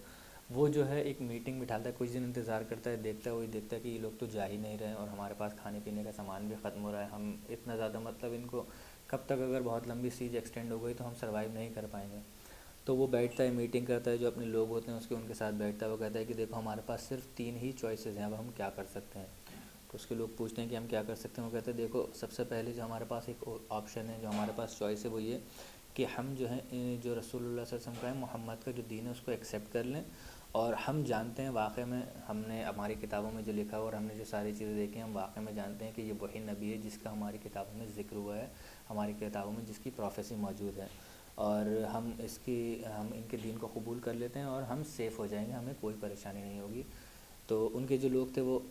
اب آپ کہہ لیں کہ واقعہ میں ایک اپنی آنکھوں پر پٹی باندھے ہوئے تھے، اور اس وقت میں بھی ان کی آنکھوں سے وہ پٹی نہیں ہٹ رہی تھی، آپ کہہ لیں۔ تو وہ کہتے ہیں کہ نہیں، ہم اللہ کی قسم، ہم جو ہے اپنے باپ دادا کا جو ریلیجن ہے، جو دین ہے، اس کو ایسے نہیں چھوڑیں گے، موت کے ڈر سے نہیں چھوڑیں گے۔ تو پھر وہ کہتے ہیں کہ دوسرا آپشن ہمارے پاس یہ ہے، اگر تم اس کو ایکسیپٹ نہیں کرتے تو ہمارے پاس دوسرا آپشن کیا ہے؟ دوسرا آپشن یہ بتاتا ہے کہ ہم اپنی جو فیملیز ہیں، اپنی جو بیویاں اور بچے ہیں، ان کو اپنے ہاتھ سے قتل کریں، اور ان کو قتل کرنے کے بعد جو ہمارے مرد بچے ہیں وہ باہر جا کر کے محمد کی جو فوج ہے پوری، اس سے لڑیں، مسلمانوں کی فوج، اور پھر اگر ہم ان کو ہرا دیں تو الگ بات ہے، ورنہ یہی ہوگا کہ ہم اپنی فیملیز کو خود اپنے ہاتھوں سے مار دیں، ان کے ہاتھوں سے مرنے نہیں دیں، یا ان کو جو غلام بنا لیں، ان کو غلام نہیں بننے دیں۔ تو ان کے جو کہیں کہ جو اور لوگ تھے وہ یہ کہتے ہیں کہ نہیں، ہم ایسا نہیں کر سکتے، ہم اپنی فیملیز کو اپنے ہاتھوں سے کیسے ماریں گے؟ یہ کہتے ہیں کہ یہ صحیح آئیڈیا نہیں ہے، یہ بھی جو دوسری چوائس ہے۔ وہ پھر تیسری چوائس پر پہنچتے ہیں، وہ کہتے ہیں کہ جو تیسرا آپشن ہے وہ پھر ایک سرپرائز اٹیک کا ہے۔ کعب بن الاسد جو بتاتا ہے کہ تیسرا آپشن جو پھر ہمارے پاس بچتا ہے وہ ایک سرپرائز اٹیک کا ہے، اور وہ سرپرائز اٹیک کب ہو سکتا ہے؟ سبت، جس دن ان کا ہوتا ہے، سیٹرڈے میں، جس دن سبت وہ رکھتے ہیں، اور کیونکہ مسلمان بھی جانتے ہیں کہ سبت ہوتا ہے ہم نہیں لڑیں گے، ان کو بھی اندازہ نہیں ہوگا کہ ہم سیٹرڈے میں لڑ سکتے ہیں، تو ایک سرپرائز اٹیک کریں گے سبت والے دن، اور ہم ان کو مار دیں گے، دیکھ لیں گے جو بھی ہمارا معاملہ ہوتا ہے۔ تو ان کے جو لوگ تھے، جو دیندار طبقہ تھا، انہوں نے کہا کہ نہیں، ہم اس چیز کو نہیں توڑ سکتے، یہ اللہ تعالیٰ کا قانون ہے، اس قانون کو ہم نہیں توڑیں گے، ہم سبت والے دن بھی، سبت والے دن بھی نہیں لڑیں گے۔ تو کعب بن اسد جو ہے وہ غصہ کرتا ہے ان کے اوپر، اور وہ بہت زیادہ کہتا ہے کہ تم کسی ایک فیصلے پر بھی نہیں پہنچ سکتے، کسی نہ کسی ایک فیصلے پر تو ہمیں پہنچنا ہوگا، کوئی نہ کوئی ایک چوائس تو اس میں سے ہمیں لینی ہی ہوگی۔ تو پھر اس کے بعد جب نہیں مانتے ہیں، کوئی بھی اس میں سے تینوں چوائس کے اوپر اگری نہیں کرتے ہیں، جو یہود کا قبیلہ تھا، تو رسول اللہ صلی اللہ علیہ وسلم کے پاس پھر سے ایک آدمی بھیجواتے ہیں، قاصد بھیجواتے ہیں، وہ کہتے ہیں کہ یا ابو القاسم، ہمارے ساتھ نرمی کا معاملہ کرو، اور جو تم نے بنو نذیر کے ساتھ کیا تھا، جو آپشن ان کو دیا تھا بنو نذیر کو، وہ آپشن ہمیں بھی دے دو۔ بنو نذیر کو کیا آپشن دیا تھا کہ جو اپنے مطلب سواریوں پر اور اپنے سواریوں پر اپنے ساتھ جو بھی مال پراپرٹی لے کر کے جا سکتے ہیں اونٹوں پر اپنے، وہ لے کر کے چلے جائیں وہاں سے اور نکل جائیں یہاں سے۔ 3 دن کا وقت ان کو رسول اللہ صلی اللہ علیہ وسلم دیتے ہیں غالباً۔ تو رسول اللہ صلی اللہ علیہ وسلم منع کر دیتے ہیں کہ نہیں، یہ آپشن نہیں ملے گا آپ کو انکنڈیشنل سرنڈر کرنا ہوگا۔ دوبارہ بھجواتے ہیں کچھ وقت کے بعد رسول اللہ صلی اللہ علیہ وسلم کے پاس، اور وہ کہتے ہیں کہ یا رسول اللہ، اچھا جو محمد یا ابو القاسم، آپ جو ہمارے اونٹ ہیں وہ رکھ لیجئے، ہم اپنے ہاتھ میں جتنا سامان اپنی فیملی کے ساتھ لے کر جانا چاہیں بس وہی لے کر کے جا پائیں گے، اپنی فیملیز کے ساتھ ہم یہاں سے نکل جاتے ہیں، اونٹ بھی ہمارے آپ رکھ لیجیے، سواری بھی ہماری آپ رکھ لیجیے۔ اس پر بھی رسول اللہ صلی اللہ علیہ وسلم کہتے ہیں کہ نہیں، منع کروا دیتے ہیں۔ رسول اللہ صلی اللہ علیہ وسلم کہتے ہیں کہ صرف ایک ہی کنڈیشن ہے، وہ ہے نو، مطلب انکنڈیشنل سرنڈر۔ آپ کی طرف سے کوئی کنڈیشن نہیں ہوگی، صرف سرنڈر کرو، پھر اس کے بعد معاملہ دیکھا جائے گا کہ کیا ہوگا۔ تیسری بار پھر رسول اللہ صلی اللہ علیہ وسلم کے پاس بھجواتے ہیں، وہ کہتے ہیں کہ ہمارے اونٹ، ہماری پراپرٹیز، سب کچھ آپ رکھ لیجئے، بس ہمیں ہماری فیملیز کے ساتھ جانے دیجیے، نکلنے دیجیے یہاں سے، ہماری جان بخش دیجیے۔ رسول اللہ صلی اللہ علیہ وسلم کہتے ہیں کہ نہیں، انکنڈیشنل سرنڈر ہی ایک آپشن ہے آپ کے پاس، اور اس کے علاوہ کوئی اور آپشن ہے نہیں۔ اب دیکھیے یہاں سے ہمیں کلیئرلی پتہ بھی چلتا ہے جو رسول اللہ صلی اللہ علیہ وسلم کی ایک اس چیز کو لے کر کے کہ نہیں، ایک ہی چیز پر اڑے ہوئے ہیں، وہ یہ کہ اس سے کلیئر میسج چلا جائے باقی جو اور بھی لوگ ہیں یا آنے والی امتیں ہیں رسول اللہ صلی اللہ علیہ وسلم کی لائف کو تو کیونکہ ڈسکس کیا ہی جائے گا ہمیشہ، اور ایک گول سیٹ ہو جائے، ایک آپ کہیں کہ ایک بینچ مارک سیٹ ہو جائے کہ ہاں، ٹریچری اور لائنگ، جھوٹ بولنا اور دغا بازی کرنا، غداری کرنا کسی نیشن کے ساتھ، اور خاص طور سے اسلامک نیشن کے ساتھ، اسلامک اسٹیٹ کے ساتھ، یہ ایک ایسی چیز ہے جس کو بالکل بھی ٹالریٹ نہیں کیا جائے گا کسی بھی معاملے پر۔ آپ دیکھیے رسول اللہ صلی اللہ علیہ وسلم زیادہ تر چیزوں میں آ کر کے ایڈجسٹ کر ہی لیا کرتے تھے، اور کچھ نہ کچھ نرمی کا معاملہ کر ہی دیا کرتے تھے، لیکن اور خاص طور سے اگر ان کی ذات بساط خود ان کے اوپر کوئی بات آئے تو ان سے زیادہ نرم دل اور رحم دل کوئی تھا ہی نہیں، ہر چیز کو معاف کر دیا کرتے تھے۔ لیکن ہاں، امت کی جہاں بات آتی تھی، اسٹیٹ کی جہاں بات آتی تھی، رسول اللہ صلی اللہ علیہ وسلم بہت ایک آپ کہیں گے اسٹرن سٹانس لیا کرتے تھے، بہت ہی اسٹرانگ سٹانس ہوا کرتا تھا رسول اللہ کا ہمیشہ، اس میں بھی کہیں نہ کہیں نرمی برت لیا کرتے تھے، لیکن اس کے اندر جو اسٹیٹ کے معاملات تھے اس میں ایک ٹریچری اور لائنگ، جھوٹ بولنا، ان دو چیزوں کو رسول اللہ صلی اللہ علیہ وسلم بالکل بھی ہلکے میں نہیں لیتے تھے، اور رسول اللہ صلی اللہ علیہ وسلم سب سے سخت سٹانس جو ہوا کرتا تھا وہ انہی کے اوپر دکھایا کرتے تھے، اور وہ سیرت میں ہم بار بار دیکھیں گے بھی، آنے والے ٹائم میں ہمیں ہوگا جب صلح حدیبیہ ہوگی، صلح حدیبیہ جب ٹوٹے گی تو آپ دیکھیں گے کس طریقے سے ابو سفیان جو ہیں، ٹوٹنے کا جیسے ہی انہیں پتہ چلتا ہے، بھاگتے ہوئے وہ سیدھے مدینہ آتے ہیں اور وہ معافی مانگتے ہیں رسول اللہ صلی اللہ علیہ وسلم سے کہ ہم نے نہیں توڑی، کیونکہ ان کو پتہ تھا کہ ہر چیز میں معاملہ ہو جائے گا، ایڈجسٹ ہو جائے گا، ہم کر سکتے ہیں، لیکن اگر صلح توڑ دی، اگر کوئی کانٹریکٹ ہے اس کانٹریکٹ کو توڑ دیا، بریچ کر دیا، تو محمد صلی اللہ علیہ وسلم پھر نہیں رکنے والے ہیں۔ کانٹریکٹ کی ایک بہت ہی زیادہ اپنی ایک اس کی آپ کہیں گے پائیٹی ہے، تو یہ چیز ہوتی ہے۔ رسول اللہ صلی اللہ علیہ وسلم تینوں بار ان کی جو تینوں کنڈیشنز دیتے ہیں رسول اللہ صلی اللہ علیہ وسلم منع کر دیتے ہیں، کہتے ہیں کہ نہیں، صرف انکنڈیشنل سرنڈر ہی آپ کو کرنا ہوگا۔ اب اچھا، یہ شخص جو ہے جس کو بھیجتے ہیں بار بار اس کے لیے کہ ہم یہ چاہتے ہیں، اب یہ چاہتے ہیں، یہ کنڈیشن چاہتے ہیں کہ آپ ایسے کر دیے، ایسے کر دیے، پھر وہ جب چوتھی بار آتا ہے تو وہ کہتا ہے رسول اللہ صلی اللہ علیہ وسلم سے، اچھا آپ جو ہیں ابو لبابہ کو بھیج دیجیے، ہم ابو لبابہ سے بات کرنا چاہتے ہیں۔ ابو لبابہ، اب ابو لبابہ جو تھے وہ ایک انصاری صحابی تھے، اور انصار میں سے بھی اوس، جو بنو اوس تھے ان کے قبیلے سے تھے، اور اوس کا اور بنو قریظہ کا بہت پہلے سے ہی الائنس رہا کرتا تھا، جو میں نے آپ کو بتایا کہ بنو قریظہ جو اوس اور خزرج دو بڑے قبیلے تھے، اور بنو نذیر، بنو قریظہ، بنو قینقاع، بنو نذیر اور بنو قینقاع کا خزرج کے ساتھ زیادہ معاملات رہا کرتے تھے، اور اوس کے ان کے ساتھ رہا کرتے تھے بنو قریظہ کے ساتھ۔ تو بنو قریظہ والے ابو لبابہ کو بلاتے ہیں، ابو لبابہ جو ہیں وہ اندر جاتے ہیں، اور جو ان کا سردار تھا کعب ابن الاسد، وہ پوچھتا ہے ابو لبابہ سے، جب ابو لبابہ اندر جا رہے ہوتے ہیں نا، تو اندر جب ان کے قلعے میں اندر داخل کرتے ہیں تو سائیڈ میں چھتوں پر جو ہیں وہ بچے اور عورتیں کھڑی ہوتی ہیں، وہ مطلب رحم کی بھیک مانگ رہے ہوتے ہیں کہ ہمیں بچا لو، ہمیں معاف کر دو، ہمیں چھوڑ دو۔ تو اس کو دیکھ کر ابو لبابہ جو ہیں تھوڑے سے ایموشنل ہو جاتے ہیں، اور جب ان کا جو لیڈر تھا کعب ابن اسد، وہ ان سے پوچھتا ہے کہ آپ بتائیے کہ ہم کیا کریں۔ ابن اسحاق کا یہ میں پوری روایت بتا رہا ہوں، ابن اسحاق میں ہمیں ملتی ہے روایت، تو وہ کہتے ہیں کہ آپ بتائیے کہ ہمیں کیا کرنا چاہیے، اور آپ کو ہماری جو شروعات کے جو ان سے الائنس تھے، ان سے ان کی جو دوستی وغیرہ رہی تھی، اس سب کا واسطہ دیتے ہیں۔ وہ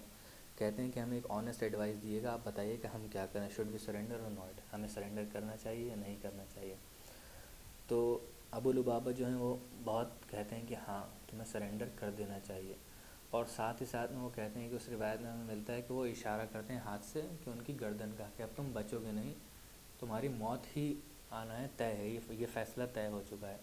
حالانکہ ابھی تک رسول اللہ صلی اللہ علیہ وسلم نے اپنے اس کے کیا کرنا ہے وربل نہیں کیا تھا، اللہ تعالیٰ کا کیا حکم آیا اس چیز کو وربل نہیں کیا تھا، بتایا نہیں تھا. لیکن یہ ایک سینٹیمنٹ ہر کسی کے اندر تھا اس وقت، مسلمانوں کے اندر بھی اور یہود کے اندر بھی، کہ اتنا بڑا انہوں نے ٹریچری کی ہے، اتنا بڑا انہوں نے دھوکے بازی کی ہے، دغا بازی کی ہے، کہ جس کی سزا موت کے علاوہ کچھ اور ہے ہی نہیں. اب یہ الگ الگ ہو سکتا ہے کہ یہ کچھ اور انٹینسٹی کے بتاتے کہ کس کس کو قتل کیا جائے گا، یا یہود جو ہے وہ کیا ایکسپیکٹ کر رہے تھے کہ کس کس کو قتل کیا جائے گا،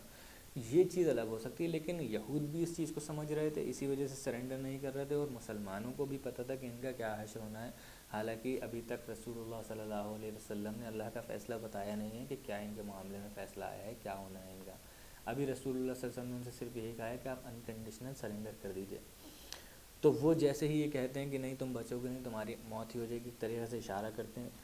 تو وہ کہتے ہیں کہ مجھے خود ہی جیسے ہی میں نے یہ اشارہ کہا، مجھے خود ہی یہ ریئلائز ہو گیا، خود ہی اپنے آپ میں یہ ہوا کہ میں نے اللہ اور اس کے رسول کے ساتھ خیانت کر دی ہے. کیونکہ ابھی تک اللہ اور اس کے رسول نے فیصلہ بتایا نہیں تھا، اور میں نے اپنے آپ سے بتا دیا کہ نا تمہاری موت ہونا ہے، اور میں نے ان کے ساتھ خیانت کی. وہ کہتے ہیں کہ میں اٹھا وہاں سے، اور ان کو کوئی پتہ نہیں دوسرا راستہ پتہ تھا، یہ کیا پتہ تھا. وہ کہتے ہیں کہ جو سامنے پوری مسلمانوں کی ملٹری کھڑی تھی نا، وہ اس ملٹری کو بائی پاس کرتے ہوئے نکلے، اور رسول اللہ کو پتہ بھی نہیں چلا، صحابہ اکرام کو بھی نہیں پتہ چلا، اور وہ وہاں سے جا کر نکل گئے اور مسجد نبوی چلے گئے. مسجد نبوی جا کر اپنے آپ کو ایک پلر سے باندھ لیتے ہیں، بہت مشہور واقعہ ہے.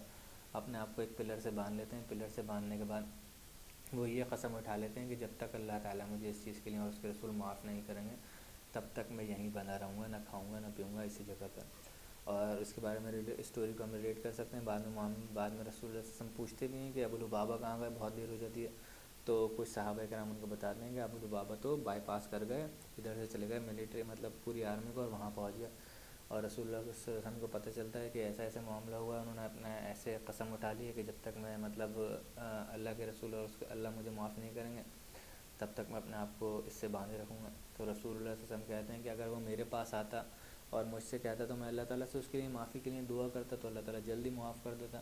لیکن حالانکہ جب اس نے قسم اٹھائی لی، اپنے آپ کو ایسی آزمائش میں ڈال لیا، تو اب میں کچھ نہیں کر سکتا جب تک اللہ اس کو معاف نہیں کرے گا، اس کے معاملے میں معافی نہیں آ جائے گی. تو سورۃ توبہ میں ان سے ریلیٹڈ ایک آیت بھی ہے، سورۃ توبہ کی آیت نمبر 102، جو انہیں سے ریلیٹڈ زیادہ تر تفسیروں میں ہمیں یہی ملتا ہے. اور اس میں اللہ تعالیٰ یہ فرماتا ہے کہ آپ میں سے مطلب صحابہ میں سے کچھ ایسے بھی ہیں جو اپنے جو گناہ ہیں ان کو ریکوگنائز کرتے ہیں خود ہی، ان کے اوپر کہ ہاں ہم سے یہ غلطی ہو گئی، اور اس کے بعد جو ان کے اچھے اعمال ہیں اور برے اعمالوں کو ملا دیتے ہیں، ملے جلے اعمال کرتے ہیں مطلب، اور وہ اللہ تعالیٰ سے مغفرت کی امید رکھتے ہیں، تو اللہ تعالیٰ بھی انہیں انشاءاللہ معاف کر دے گا. اللہ تعالیٰ غفور الرحیم ہے. تو یہ ان کے ہی ان کانٹیکس میں آتی ہے. اس کے بعد ہی وہ کہتے ہیں کہ انہوں نے اپنے آپ کو جو پلر تھا اس سے آزاد کرا لیا، کھول لیا تھا. اور آج بھی جس پلر سے انہوں نے اپنے آپ کو باندھا تھا، آج بھی وہ پلر جو اس پلر کا ہمیں ملتا ہے، پلر آف ریپینٹنس کے نام سے. آپ مسجد نبی میں اگر جائیں گے تو پلر آف ریپینٹنس کے نام سے ہے، اور وہ وہی پلر ہے جس میں ابو لبابہ نے اپنے آپ کو باندھا تھا انسیڈنٹ کے بعد. اب اسی میں کافی لمبا وقت گزر جاتا ہے، 24-25 دن. جو میں نے آپ کو بتایا کہ یہ سیج جو ہے پورا لگ بھگ 1 مہینہ چلتا ہے، اور اس میں 24-25 دن جب گزر جاتے ہیں اس پورے سیج کو، جو گھیرا بندی تھی، تو اس وقت میں ایک جو ہے ایک ہمیں ایسا واقعہ ملتا ہے کہ ایک شخص ہوتا ہے، رات میں دروازہ کھلتا ہے، کافی رات کا وقت ہوتا ہے، رات میں دروازہ کھلتا ہے قلعے کا، اور اس میں سے ایک شخص نکلتا ہے. تو وہاں پر محمد ابن مسلمہ بیٹھے ہوئے ہوتے ہیں، اور وہ آواز دے کر کے پوچھتے ہیں کہ کون ہے. تو وہ شخص بتاتا ہے کہ میں عمرو ابن سعدہ ہوں، اپنا نام لے کر کے بتاتا ہے کہ میں عمرو ابن سعدہ ہوں. تو جو محمد ابن مسلمہ تھے وہ پہچانتے تھے عمرو ابن سعدہ کو، اور وہ اس مطلب اوور لک کر دیتے ہیں جیسے کہ انہوں نے دیکھا ہی نہیں ہے، ان کو کوئی پتہ ہی نہیں، وہ جانے دیتے ہیں ان کو. اور وہ عمرو ابن سعدہ جو ہے وہاں سے نکل جاتے ہیں اور چلے جاتے ہیں، اور پھر کہاں جاتے ہیں کسی کو نہیں پتہ چلتا کہ کہاں گئے. عمرو ابن سعدہ کا جو واقعہ ہے، رسول اللہ صلی اللہ علیہ وسلم کو جب پتہ چلتا ہے تو رسول اللہ صلی اللہ علیہ وسلم کہتے ہیں، مطلب محمد ابن مسلمہ کو کچھ کہتے نہیں ہیں، گرفت نہیں کرتے ہیں ان کی، اور وہ کہتے ہیں کہ یہ ایک ایسا شخص ہے جس کو اللہ تعالیٰ نے بچا لیا اس کی آنیسٹی کی وجہ سے، اس کی سچائی کی وجہ سے. کیونکہ اس میں سے کچھ یہود میں سے ایسے لوگ بھی تھے نا جو واقعی میں اپنے ٹریٹی پر تھے، لیکن مجبوری میں ان کا ساتھ دے رہے تھے اپنے جو ان کا سردار تھا، تو وہ وہاں سے نکل جاتے ہیں پہلے ہی. اور انہوں نے ان کے بارے میں ہمیں یہ بھی روایت ملتی ہے کہ انہوں نے جب کعب بن الاشرف جو تھا اس نے رسول اللہ کے لیے غلط غلط باتیں کہنا شروع کی تھیں، تو انہوں نے ووکلی اس کو روکا بھی تھا کہ تم ایسا مت کرو،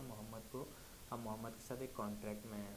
تو اس میں کعب بن اشرف نے حالانکہ ان کا مذاق بنا کر کے ان کو وہاں ان کی بات نہیں مانی تھی، اور پھر بھی جو رسول اللہ کے لیے الفاظ استعمال کرتا تھا وہ اس نے کیے، لیکن انہوں نے اپنی ٹریٹی پر وہ ہمیشہ سچے رہے. اسی کو رسول اللہ صلی اللہ علیہ وسلم کہتے ہیں کہ وہ یہود میں سے ایسا تھا جو اپنی سچائی کی وجہ سے بچا لیا گیا. وہ وہاں سے نکل جاتے ہیں. جس دن یہ واقعہ ہوتا ہے کہ رات میں نکلتے ہیں عمرو بن سعدہ، اسی دن اگلی صبح کو جو یہود تھے وہ بھی ڈیسائیڈ کرتے ہیں کہ ہم جو ہے سرنڈر کر دیں گے، اور وہ سرنڈر کر دیتے ہیں. رسول اللہ صلی اللہ علیہ وسلم کے ہاتھ پر وہ کہتے ہیں کہ انکنڈیشنل ہم سرنڈر کر رہے ہیں. اور رسول اللہ صلی اللہ علیہ وسلم کے پاس جیسے ہی یہ میسج آتا ہے کہ انکنڈیشنل سرنڈر کرنے والے ہیں، تو جو اوس کے، جو بنو اوس کے لوگ تھے، اب ان کے ایک آپ کہہ لیں گے جاہلیت کے سینٹیمنٹ ایک دم سے جاگ سے جاتے ہیں، اور وہ رسول اللہ صلی اللہ علیہ وسلم کو گھیراؤ کر لیتے ہیں. رسول اللہ کے پاس پہنچ جاتے ہیں اور وہ کہتے ہیں کہ یا رسول اللہ صلی اللہ علیہ وسلم، ان کے لیے نرمی کا معاملہ تھوڑا کرنا، تھوڑا سا آسانی کا معاملہ کرنا، کیونکہ ہمارے ان سے ہمیشہ سے الائنس رہے ہیں. اب وہ اس کے ایگزیکٹلی ریزنز کیا تھے کہ خزرج والوں نے پہلے اپنے جو بنو نذیر تھے ان کے لیے آسانی کا معاملہ کروایا تھا، تو یہ بھی چاہتے تھے کہ ہم بھی آسانی کا معاملہ کروا دیں ان کے لیے. اللہ عالم، اللہ بہتر جانتا ہے، لیکن وہ آ جاتے ہیں کیونکہ ان کے الائنس تھے. تو رسول اللہ صلی اللہ علیہ وسلم سے کہتے ہیں، تو رسول اللہ صلی اللہ علیہ وسلم کہتے ہیں کہ اچھا ٹھیک ہے، کیسا ہوگا اگر میں تم میں سے ہی ایک شخص کو ان کے لیے، ان کا جو فیصلہ ہے کرنے کے لیے اپوائنٹ کر دوں، تم میں سے ہی ایک شخص کو. تو وہ بہت زیادہ خوش ہو جاتے ہیں. وہ کہتے ہیں یا رسول اللہ، یہ تو بہت بہتری کی بات ہوگی، آپ ہم میں سے کسی کو اسائن کر دیجیے اور ہم ان کو، وہ جو ہے ان کے بارے میں، ان کے معاملے میں فیصلہ کریں گے. اور وہ یہی سمجھ جاتے ہیں کہ ان کو خانہ بدر کر دیں گے، شہر بدر کر دیں گے، یہاں سے نکال دیں گے. تو رسول اللہ صلی اللہ علیہ وسلم کہتے ہیں کہ ٹھیک ہے، اگر تم اس چیز پر راضی ہو کہ تم اپنے ہی، تمہارے بیچ میں سے ایک شخص کو میں چنوں جو ان کا فیصلہ کر دے. تو رسول اللہ صلی اللہ علیہ وسلم کہتے ہیں کہ میں نے تمہارے لیے سعد بن معاذ کو تم میں سے ہی چنا ہے، جو ان کا بنو قریظہ کا فیصلہ کرے گا. سعد بن معاذ کو. اب سعد بن معاذ وہاں پر موجود نہیں تھے، وہ وہیں تھے باؤنڈری پر جہاں پر کیمپنگ لگی ہوئی تھی، اور وہاں پر ایک اسپیشل ان کے لیے کیمپ بنایا گیا تھا جس میں ان کا ٹریٹمنٹ چل رہا تھا. جو میں نے آپ کو بتایا کہ ان کے ہاتھ میں چوٹ لگی تھی بہت، ان کی ایک آرٹری کھل گئی تھی، اس کی وجہ سے بلیڈنگ ہو ہی رہی تھی، رک نہیں رہی تھی بلیڈنگ. تو ان کا وہاں پر علاج چل رہا تھا. تو وہ کہتے ہیں سعد بن معاذ کو میں نے اسائن کر دیا اور سعد بن معاذ کو یہاں پر بلایا جائے.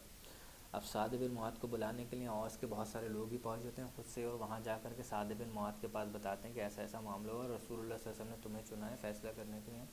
اور سعد بن معاذ کے، جس کو کہتے ہیں گڑ گڑا کر پیر سے پکڑ لینا، چپٹ جاتے ہیں، وہ کہتے ہیں کہ سعد ان کے معاملے میں آسانی کرنا، اور سعد ایسا فیصلہ کرنا کہ جو ان کے لیے آسان ہو. تو سعد بن معاذ کے بارے میں وہاں پر روایتیں ملتی بھی ہیں کافی ساری، کہ سعد بن معاذ جو ہیں وہ یہ کہتے ہیں، کافی لمبی مطلب ایک ڈائلاگ ملتا ہے ہمیں ان کا سعد بن معاذ کا. اور اس میں ایک اینڈ لائن جو ہے وہ مطلب جس کو ہم دیکھ سکتے ہیں بہت غور و فکر سے، وہ یہی تھی کہ سعد بن معاذ کہتے ہیں کہ ہاں یہی تو اب وہ وقت ہے جس وقت سعد جو ہے کسی چیز کی فکر نہیں کرے اور وہ فیصلہ کرے، حق کا فیصلہ جو ہے. تو وہ لوگ خوش ہو جاتے ہیں. اب دیکھیے ایک اس چیز کو رک کر کے سمجھنا بہت زیادہ ضروری ہے کہ سعد بن معاذ کو دکھ رہا ہے کہ ان کی ہیلتھ جو ہے بہت زیادہ کوئی اچھی ہیلتھ نہیں ہے، اور ان کو لگ رہا ہے کہ وہاں پر اندازہ ہو جاتا تھا کہ آپ بچ پائیں گے یا نہیں بچ پائیں گے. ٹریٹمنٹ بھی ان کا کافی دن سے چل رہا ہے، بلڈ نہیں ہو رہا ہے. سمجھ میں آ رہا ہے ہو سکتا ہے کہ میں بچوں نہیں. جب آخری وقت ہوتا ہے انسان کا خاص طور سے، تو وہ یہ دیکھتا ہے کہ ہم کچھ نہ کچھ ایسا کام کرتے ہیں پیچھے، اپنی قوم کے پیچھے کچھ ایسی چیز چھوڑتے ہیں اپنی لیگیسی، جس سے ہماری بات ہوتی رہے، ہمیشہ لوگ دیکھتے رہے، ہماری واہ واہی کرتے رہے. تو سعد بن معاذ کے پاس یہ گولڈن چانس تھا کہ وہ کہیں تو اپنے جو ان کے شروعات سے الائنس تھا جن کے ساتھ، اس پورے قبیلے کو بچا کر کے نکال سکتے تھے کہ ٹھیک ہے میں نے ایسا فیصلہ کر دیا کہ یہ پورا قبیلہ جو ان کو معاف کر دیا جائے، نکال دیا جائے، یہاں سے چلے جائیں، ان کی جان بخش دی جائے سب کی، اور ہسٹری میں گولڈن ورڈز میں میرا نام لکھ جائے گا کہ ہاں ہمیشہ الائنس میں رہے. اس کا فائدہ سعد بن معاذ نے یہ دیا ان کو کہ ان کی جان بخشوا دی رسول اللہ صلی اللہ علیہ وسلم، جہاں پر کوئی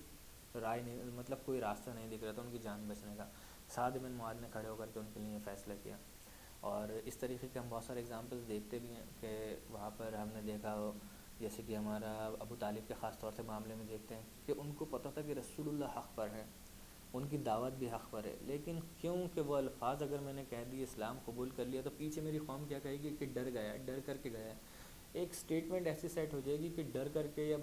بھتیجے کی محبت میں اسلام قبول کر لیا. تو وہ کہتے ہیں کہ میں یہ نہیں چاہتا ہوں کہ میرے پیچھے لوگ یہ کہیں، میں یہ چاہتا ہوں کہ لوگ میری اچھی واہ واہی کریں. اسی طریقے سے آپ دیکھ لیے کہ یہ جو ابھی ہم دیکھیں گے بنو قریظہ کا معاملہ آئے گا، تو ان کا جو لیڈر تھا وہ بھی یہی کہتا ہے کہ مجھے پتہ ہے کہ تم حق پر ہو محمد صلی اللہ علیہ وسلم سے، لیکن اگر میں نے اسلام قبول کر لیا تو یہ سوچیں گے کہ موت کے ڈر سے اسلام قبول کر لیا، لیکن میں اپنی ایک لیگیسی چھوڑ کے جانا چاہتا ہوں پیچھے. تو سعد بن معاذ بھی یہ سوچ سکتے تھے، آپ سوچیے کہ میں میرے جانے والا ہوں اور اگر ایسا اسٹیٹمنٹ دے جاؤں ان کو بچا جاؤں تو واہ واہی پیچھے ہوگی. حالانکہ پتہ ہے انہیں حق ہونا کیا ہے ان کے معاملے میں، سب کو پتہ تھا. دیکھیے جو میں نے آپ کو بتایا نا، ابو لبابہ نے کہا ہاتھ سے اشارہ کہ ہونا کیا ہے. تو یہ ہر انسان کی زندگی میں ایسا ایک مومنٹ نہ، ہزاروں مومنٹ آتے ہیں ایسے ہر انسان کی زندگی میں، جب اس کو پتہ ہوتا ہے کہ حق کیا ہے اور میں کیا کر سکتا ہوں. میرے لیے کیا فائدہ مند ہے، لیکن وہ حق کے اوپر اگر چمٹا رہے نا تو واقعی میں سعد بن معاذ بننے کا موقع ہوتا ہے ہر کسی کے بعد. تو سعد بن معاذ جو ہے وہاں جاتے ہیں اور رسول اللہ صلی اللہ علیہ وسلم وہاں بیٹھے ہوئے انتظار کرتے ہوتے ہیں. رسول اللہ دیکھتے ہیں دور سے کہ سعد بن معاذ آ رہے ہیں، تو اوس کے کچھ لوگ بیٹھے ہوتے ہیں، ان سے کہتے ہیں کہ تم اپنے جو تمہارا لیڈر ہے وہ آ رہا ہے سعد بن معاذ، اور اپنے لیڈر کے لیے کھڑے ہو جاؤ رسپیکٹ میں. تو یہاں پر رسول اللہ صلی اللہ علیہ وسلم سیرت میں ایک لوتا واقعہ ہے جہاں پر رسول اللہ صلی اللہ علیہ وسلم کسی لیڈر کے لیے کھڑا ہونے کو کہتے ہیں، آرڈر دیتے ہیں خود. حالانکہ اس کے خلاف ہمیں حدیثیں ملتی ہیں زیادہ تر واقعات پہ. اب وہ اپنے آپ میں ایک بہت بڑا ایشو ہے جس کو ڈسکس کرنے کے لیے کافی لمبا وقت چاہیے. ڈفرینس آف اوپینین ہمیں اس میں ملتے ہیں. کچھ کہتے ہیں کہ حرام ہے کسی کے لیے کھڑا ہونا، کچھ کہتے ہیں کہ نہیں کھڑا ہونا جائز ہے. ہم اس کو ڈسکس نہیں کر رہے ہیں یہاں پر، یہ نہیں بتا رہا ہوں. سیرت میں صرف اور صرف ایک لوتا مومنٹ ہے کہ جہاں پر رسول اللہ صلی اللہ علیہ وسلم کہتے ہیں کہ تمہارا لیڈر آ گیا، اپنے لیڈر کے لیے کھڑے ہو جاؤ رسپیکٹ میں. تو وہاں پر جو اوس ہوتے ہیں وہ کھڑے ہو جاتے ہیں اور حضرت سعد بن معاذ ان کو ریسیو کرتے ہیں، لے کر کے آتے ہیں. اور رسول اللہ صلی اللہ علیہ وسلم جو ہے سعد بن معاذ کو بلاتے ہیں. سعد بن معاذ سے کہتے ہیں کہ جو تمہارے لوگ ہیں. اب رسول اللہ صلی اللہ علیہ وسلم کی دیکھیے یہ پڑھنے میں تو بہت آسان ہے یہ ڈائلاگ، اگر آپ دیکھیں کہ تمہارے جو لوگ ہیں انہوں نے تمہیں چنا ہے کہ تم جو ہو بنو قریظہ کا جو ہے فیصلہ کرو. اچھا جی، اس میں ہلکی ویسے اگر آپ نارملی پڑھیں گے تو آپ کو کچھ پتہ نہیں چلے گا، لیکن رسول اللہ صلی اللہ علیہ وسلم کی ہلکی سی ناراضگی پتہ چل رہی ہے اس میں. اوس کو کہہ رہے ہیں کہ تمہارے لوگ، کہ رسول اللہ صلی اللہ علیہ وسلم کو ہی ویسے تو فیصلہ دینا چاہیے تھا، اور ان کو اس طریقے سے آ کر رسول اللہ صلی اللہ علیہ وسلم کو مجبور نہیں کرنا چاہیے تھا کہ آپ کسی اور سے فیصلہ کرائیے. تو اگر کریٹیکلی انہیں کو کہتے ہیں کریٹیکلی ان چیزوں کو پڑھنا، یا رسول اللہ صلی اللہ علیہ وسلم یہ بھی کہہ سکتے تھے کہ لوگوں نے فیصلہ کیا ہے یا لوگوں نے چنا ہے کہ تم فیصلہ کرو، یا میں نے یہ کیا ہے کہ تم اس پر آ جاؤ. کہتے ہیں کہ تمہارے لوگ اس چیز پر راضی ہوئے ہیں کہ تم بنو قریظہ کا جو ہے معاملہ کرو. تو سعد بن معاذ کہتے ہیں کہ اچھا یا رسول اللہ صلی اللہ علیہ وسلم آپ بھی کیا یہی چاہتے ہیں کہ میں بھی فیصلہ کروں؟ تو رسول اللہ صلی اللہ علیہ وسلم کہتے ہیں کہ ہاں، جب لوگوں نے چن لیا ہے، ڈیسیجن ہو گیا ہے، میں نے بھی اپنی رضامندی دے دی ہے کہ ٹھیک ہے جو سعد کا ڈیسیجن ہوگا ہم اسی کو امپلیمنٹ کریں گے. تو سعد بن معاذ جو ہیں وہ کہتے ہیں کہ ٹھیک ہے. اب یہاں پر سعد بن معاذ کے سوچ لیے اب دماغ میں کیا کیا نہیں چل رہا ہوگا دماغ کے اندر کہ مجھے کیا کرنا چاہیے اور کیا نہیں کرنا چاہیے. مجھ سے بڑے مطلب آقا کائنات بیٹھے ہوئے ہیں، آقا کونین بیٹھے ہوئے ہیں رسول اللہ صلی اللہ علیہ وسلم، وہ ان کی پریزنس میں ایک فیصلہ دوں گا اور کتنا بڑا فیصلہ ہوگا، کیا اس کا امپیکٹ ہوگا. ایک طرف جو ہے اوس بھی ہیں، وہ بھی ان کی بھی آنکھیں ٹکی ہوئی ہیں اس فیصلے پر، اور ایک طرف بنو قریظہ جو ان کی بھی آنکھیں ٹکی ہوئی ہیں. بہت ساری چیزیں ان کے ذہن میں چل رہی ہوں گی، آپ سوچیے سعد بن معاذ کے ذہن میں. تو پھر سعد بن معاذ کہتے ہیں کہ ٹھیک ہے جب ایسا ہی معاملہ ہے تو وہ جو ان کے جو لوگ ہوتے ہیں اوس، ان کی طرف مخاطب ہوتے ہوئے کہتے ہیں کہ میں تمہیں اللہ کا خوف دلاتا ہوں، اللہ کا ڈر دلاتا ہوں کہ اللہ کی قسم جو میرا فیصلہ ہوگا پھر تمہیں اس میں رضامندی دکھانی ہوگی، تمہیں وہ ایکسیپٹ کرنا ہوگا، ماننا ہوگا. تم اللہ کے مطلب گواہ مانتے ہوئے اس بات کی گواہی دو. تو وہ کہتے ہیں کہ ہاں ٹھیک ہے، ہم جو بھی آپ کا فیصلہ ہوگا ہم اس کو مانیں گے، بے جھجک مانیں گے. اب اس طرف رسول اللہ صلی اللہ علیہ وسلم بھی کھڑے ہوتے ہیں. تو سعد بن معاذ ایسے تو ڈائریکٹلی رسول اللہ صلی اللہ علیہ وسلم سے کہہ نہیں سکتے، اور ہیں بھی ہائیسٹ اتھارٹی میں رسول اللہ صلی اللہ علیہ وسلم. یہ تو ایک سچویشن کی بات ہے کہ رسول اللہ نے ان سے کہہ دیا ہے کہ آپ جج کریے، آپ جج بن جائیے. تو وہ اپنے بڑے کندھوں کو جھکا کر کے، اپنے سر کو جھکا کر کے، اپنے ہاتھوں کو باندھ کر کہتے ہیں کہ اور یا رسول اللہ آپ بھی، مطلب اتنے کم الفاظ کا استعمال کرتے ہیں، اور یہ بھی نہیں کہتے ہیں کہ اللہ کو گواہ بناتا ہوں. یہ ساری چیزیں مطلب یہ اس میں خوبصورتی آپ دیکھیں تو رسول اللہ کی رسپیکٹ میں. تو وہ کہتے ہیں کہ یا رسول اللہ آپ بھی. تو رسول اللہ صلی اللہ علیہ وسلم کہتے ہیں کہ نعم، ہاں میں بھی تمہارا جو فیصلہ ہوگا ساتھ اس کو ایکسیپٹ کروں گا بنا کسی جھجک کے. تو وہ کہتے ہیں مطلب بنا ایک بھی ٹائم لگائے ہوئے، ذرا سا سوچے ہوئے، وہ کہتے ہیں کہ جب یہی معاملہ ہے تو پھر اس سچویشن میں یا رسول اللہ صلی اللہ علیہ وسلم ایک ہی فیصلہ ہے ان کا، اور جو میرا فیصلہ ان کے لیے ہے وہ ہے موت، سزائے موت ان سب کی. اور رسول اللہ صلی اللہ علیہ وسلم سے کہتے ہیں کہ ان کے جو آپ جو ہیں، ان کے جو جنگجو جتنے بھی لوگ تھے جو جنگ کے لیے تیار کرتے ہیں، ان کے جتنے بھی بالغ لوگ ہیں ان کو الگ کریں، جمع کریں ایک جگہ، اور ان کی عورتوں کو اور ان کے بچوں کو بندی بنایا جائے گا جو نابالغ بچے ہیں، اور ان کے جتنے بھی جوان مرد ہیں خاص طور سے، اور جنگجو جتنے بھی ان کے جانباز ہیں ان سب کو قتل کیا جائے گا. ان کی جو ٹریچری تھی، ان کا جو دھوکہ تھا، ان کی جو دغا بازی تھی، اس کی صرف اور صرف یہی سزا ہے. اس پر رسول اللہ صلی اللہ علیہ وسلم دونوں ہاتھوں پر اٹھاتے ہیں اور کہتے ہیں اللہ اکبر، اللہ کی قسم ساتھ جو تم نے فیصلہ کیا ہے وہ اللہ کے یہاں ساتویں آسمان پر بھی یہی فیصلہ ہوا ہے، اللہ تعالیٰ کا وہی فیصلہ ہے. مطلب اللہ نے بھی یہی جو آپ کہیں کہ فیصلہ تھا وہ بھیجا تھا کہ ان کے جتنے بھی مرد ہیں جو بالغ مرد ہیں ان کو سب کو قتل کیا جائے گا، اور عورتیں اور بچوں کو بندی بنا لیا جائے گا، کیپٹیوز بنا لیا جائے گا. اور جب یہ ورڈکٹ دیا گیا، اور حالانکہ اگر ہم دیکھیں تو ہمیں ان کے یہود کے یہاں بھی اور عیسائیوں کے یہاں بھی ہمیں یہی ٹریچری کا جو ہے دغا بازی کرنے کا الائنس بریک کرنے کا یہی ہمیں سزا ملتی ہے کہ ان کی جو سزا ہے جو ان کے میل ہیں ان کو ایڈلٹ میل جو ہیں ان کو قتل کیا جائے اور ان کی عورتوں اور بچوں کو باندھی بنا لیا جائے. تو یہی آپ کہیں کہ یہی یہود و نصارہ کے یہاں ملتا ہے, یہی اسلام میں تھا رسول اللہ صلی اللہ علیہ وسلم کے پاس جاؤ, اور یہی ایک جنرل ویو بھی تھا جو کہ سارے صحابہ کے اندر تھا. اور سعد بن معاذ نے بھی اسی چیز سے ان کا فیصلہ کیا کہ ہاں ٹریچری کتنا بڑا گناہ ہے. تو جب یہ فیصلہ دیا جاتا ہے, ورڈکٹ دیا جاتا ہے, تو ان کے جو لائن اپ کیا جاتا ہے ان کو سب کو باہر نکالا جاتا ہے. جتنے بھی یہود تھے ان کے جو جتنے بھی آپ ہیں میل ایڈلٹس تھے ان کو ایک طرف لے جایا جاتا ہے الگ جگہ پر, اور جو عورتیں اور بچے تھے غلام بنا لیے گئے تھے ان کو الگ لے جا کر کے وہ غلام کی کیٹیگری میں آتے ہیں. تو ان کو گڈھے کھودے جاتے ہیں, بہت بڑا بڑا آتا ہے, زیادہ تر کسی میں آتا ہے ایک روایت میں بہت بڑا ایک ہی گڈھا کھودا گیا, کچھ میں آتا ہے 2-3 گڈھے بڑے بڑے کھودے گئے, اور اس کے اندر جا کر جتنے بھی ایڈلٹ میلس ہیں ان کی گردن کاٹ کر کے ان کو ڈال دیا گیا وہاں پر اور ایگزیکیوٹ کیا گیا ان کو. اسی میں آتا ہے ایک عطیہ القرظی تھے, مطلب بنو قریظہ ہی کے تھے, اور وہ کہتے ہیں کیونکہ اس وقت وہ بچے تھے اور وہ بالغ نہیں تھے تو ان کو چھوڑ دیا گیا تھا, لیکن ان کو یہ پورا واقعہ یاد تھا. وہ کہتے ہیں کہ بعد میں پھر انہوں نے خود ہی, جب وہ بڑے ہوتے گئے تو انہوں نے خود ہی اسلام قبول کر لیا, اور پھر وہ مطلب کسی کے غلام تھے, جب اسلام کو قبول کرا تو وہ آزاد ہو گئے. تو وہ پورا واقعہ بتاتے ہیں کہ ہاں ایسا ایسا ہوا تھا اس وقت میں. اور حیی ابن اخطب اس وقت کا واقعہ تھا. حیی ابن اخطب جو ہے جو کہ رسول اللہ صلی اللہ علیہ وسلم کا آپ کہہ لیں کہ سسر بھی ہے, تو وہ حیی ابن اخطب اس کو نکالا ہے. وہ جب وہاں فورٹریس میں سے لوگ نکالے جاتے ہیں, لائن اپ کی جاتے ہیں, تو ان میں وہ بھی ہوتا ہے حیی ابن اخطب, اور وہ بھاگتا نہیں ہے وہاں سے چھوڑ کر کے, وہ کیونکہ اس نے پہلے کہہ دیا ہوتا ہے اپنے جو کعب بن اسد تھا اس سے کہہ دیا ہوتا ہے کہ تمہارا فیٹ ہوگا وہی میرا فیٹ ہوگا, اگر تم قتل ہو رہے ہوگے تو میں تمہیں چھوڑ کے بھاگوں گا نہیں, وہیں رکوں گا. تو اپنے اس پرومس پر تو وہ ڈٹا رہتا ہے. اور جب وہ نکال کر کے لایا جاتا ہے تو وہ بڑا زبردست مطلب کپڑے پہنا ہوا ہوتا ہے, بہت اچھے اس کے گارمنٹس کے بارے میں آتا ہے اس روایت میں کہ ریڈ سلک ایمبرائڈری اس کے اوپر ہوئی تھی. اور رسول اللہ صلی اللہ علیہ وسلم کے پاس سے جب وہ نکلتا ہے تو رسول اللہ صلی اللہ علیہ وسلم مطلب دیکھتے ہیں اس کو, اور وہ وہاں پر رکتا ہے اور رک کر کے کہتا ہے کہ اللہ کی قسم مجھے ذرا بھی ریگریٹ نہیں ہے کہ میں نے تمہیں اپوز کیا ہے, میں نے اینیموسٹی دکھائی ہے تمہارے لیے, مطلب دشمنی دکھائی ہے تم سے رسول اللہ صلی اللہ علیہ وسلم کی طرف, مطلب اکڑ میں کہتا ہے. لیکن پھر وہ لائن بولتا ہے کہ اللہ کی قسم اللہ تعالیٰ جس کو ذلیل کر دے وہ ذلیل ہو کر ہی رہتا ہے. مطلب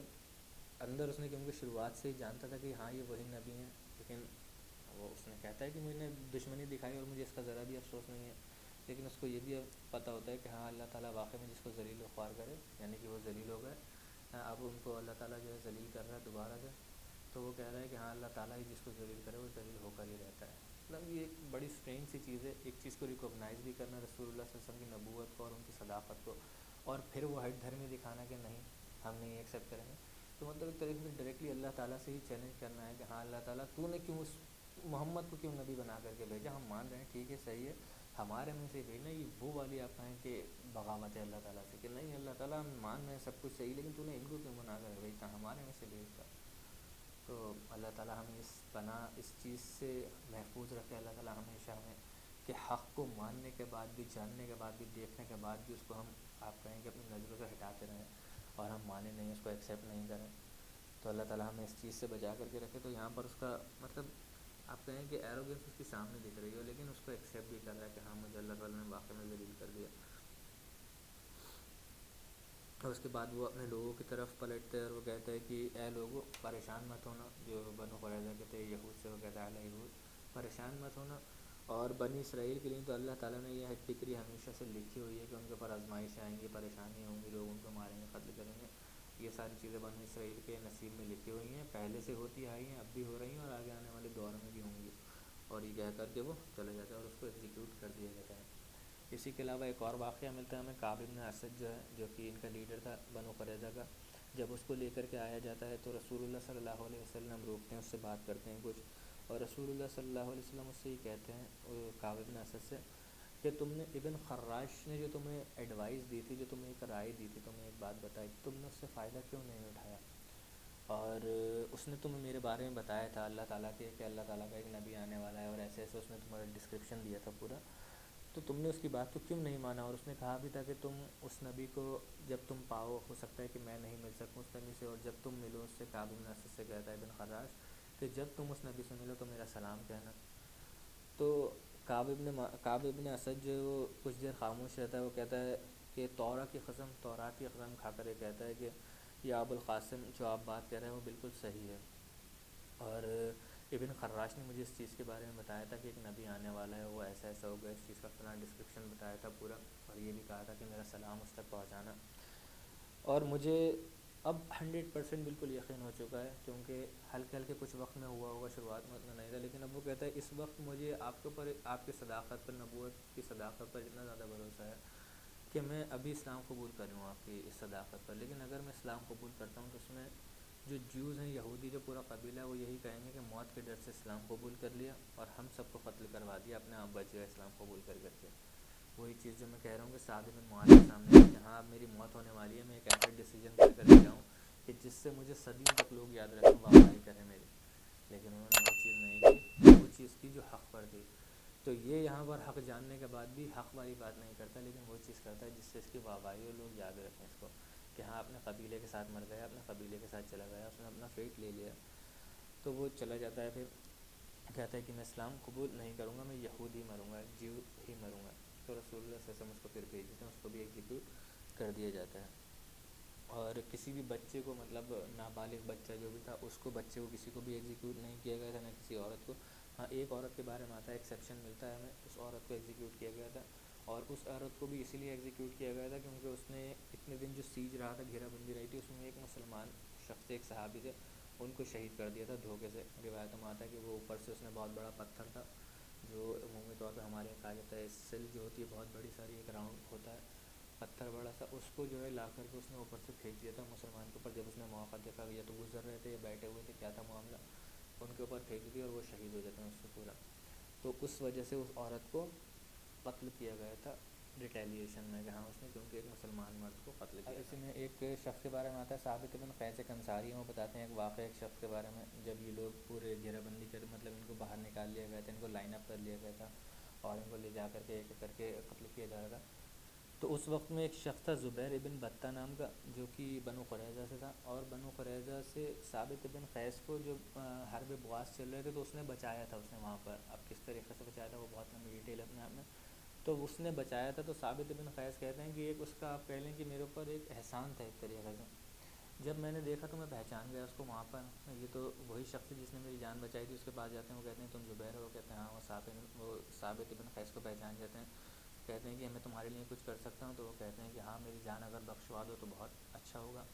تو وہ رسول اللہ صلی اللہ علیہ وسلم کے پاس جاتے ہیں. ثابت بن قیس کہتے ہیں کہ یا رسول اللہ، ایسا فلاں فلاں شخص ہے، اس کی جان اگر آپ بخش دیں. تو رسول اللہ صلی اللہ علیہ وسلم کہتے ہیں کہ ٹھیک ہے جاؤ، تمہارے کہنے پر میں نے بخش دی اس کی جان. تو رسول اللہ اس کی جان بخش دیتے ہیں. اس کے پاس آتے ہیں ثابت بن قیس، اس کو خوشخبری سناتے ہیں کہ تمہاری جان بخش دی، تمہیں ایگزیکیوٹ نہیں کیا جائے گا رسول اللہ نے. تو وہ کہتا ہے کہ ایسی زندگی کا کیا فائدہ جب میرے بیوی بچے ہی میرے ساتھ نہیں ہوں. تو وہ رسول اللہ کے پاس پھر جاتے ہیں، یا رسول اللہ اس کے بیوی بچوں کی بھی جان معاف کر دیجیے. وہ کہتے ہیں کہ ٹھیک ہے، اس کے بیوی بچوں کو بھی جاؤ، چھوڑ دیا، اس کو دے دو. اس کو دے دیتے ہیں جا کر کے. اب جب اس کو بیوی بچے ہی مل جاتے ہیں تو وہ کہتا ہے کہ میں کروں گا کیا، بیوی بچے تو ہیں میرے پاس، پیسہ نہیں ہوگا جب میرے پاس، تو میں کیا کروں گا، میں تو غریبی کی، بڑی غربت کی زندگی گزاروں گا. وہ کہتے ہیں یا رسول اللہ، اس کا پیسہ بھی، مال بھی اس کو واپس کر دیا جائے. تو اس کا مال بھی اس کو واپس کر دیا جاتا ہے. مطلب اس ایکسٹریم پر جا کر ابھی بھی رسول اللہ صلی اللہ علیہ وسلم رحم دلی دکھا رہے ہیں اپنی. تو اس کا مال بھی معاف کر دے دیا جاتا ہے. اب جب وہ مال مل جاتا ہے سارا، وہ باہر نکلنے کے لیے ہوتا ہے بالکل جانے کے لیے. تو وہ سوچتا ہے اپنے آپ میں کہ یہ فلاں شخص کہاں ہے، جو اس کا دوست تھا وہ بھی قتل ہو گیا، دوسرا وہ بھی قتل ہو گیا، تیسرا وہ قتل ہوا نہیں ہے، وہ ابھی لائن میں ہے، اس کو بھی قتل کیا جائے گا. تو اس طریقے سے وہ سب کے بارے میں سوچتا ہے. تو وہی کہتا ہے کہ ایسی زندگی کا کیا فائدہ جہاں پر اپنے دوست یار دوست نہیں ہیں، وہ تو سارے قتل ہو گئے. تو وہ پیسہ ویسا سب کچھ واپس کرتا ہے. وہ کہتا ہے کہ نہیں، میں اپنا فیٹ ہی ایکسیپٹ کروں گا، میں بھی قتل ہو جاؤں گا، میں بھی جینا نہیں چاہتا پھر. کیونکہ وہ اسلام قبول نہیں کرتا ہے، اور وہ جا کر کے وہ اس کا وہی فیٹ تھا، واپس جاتا ہے، انہیں لوگوں میں جاتا ہے، اور اس کو پھر ایگزیکیوٹ کر دیا جاتا ہے. تو اس طریقے کا بھی ایک، مطلب آپ کہیں کہ تھوڑا سا حیرت دماغ کو گھمانے والا واقعہ ہوتا ہے کہ ایک انسان جس کو دکھ رہا ہے کہ اس کی زندگی بچ سکتی ہے، پیسہ مال بیوی سب کچھ مل گئے، کہیں اور جا سکتا تھا، لیکن نہیں، وہ اپنی جگہ سے اتنی محبت کرتا تھا کہ نہیں، وہیں پر رہنا پسند تھا. اور اپنے یار دوستوں کے ساتھ ہی جب وہاں اس کو نہیں دکھے تو اس نے کہا کہ میں اس سے اچھا موت ہی قبول کر. اور اس کے علاوہ ایک دو لوگ اور سروائیو کرے ہوں گے جی، یا تو جن لوگوں نے اسلام قبول کر لیا تھا ان کو چھوڑ دیا گیا تھا، یا جن کے کیس میں کسی نے اگر شفاعت کری تو ان کو رسول اللہ صلی اللہ علیہ وسلم نے ایک دو لوگوں کو معاف کر دیا.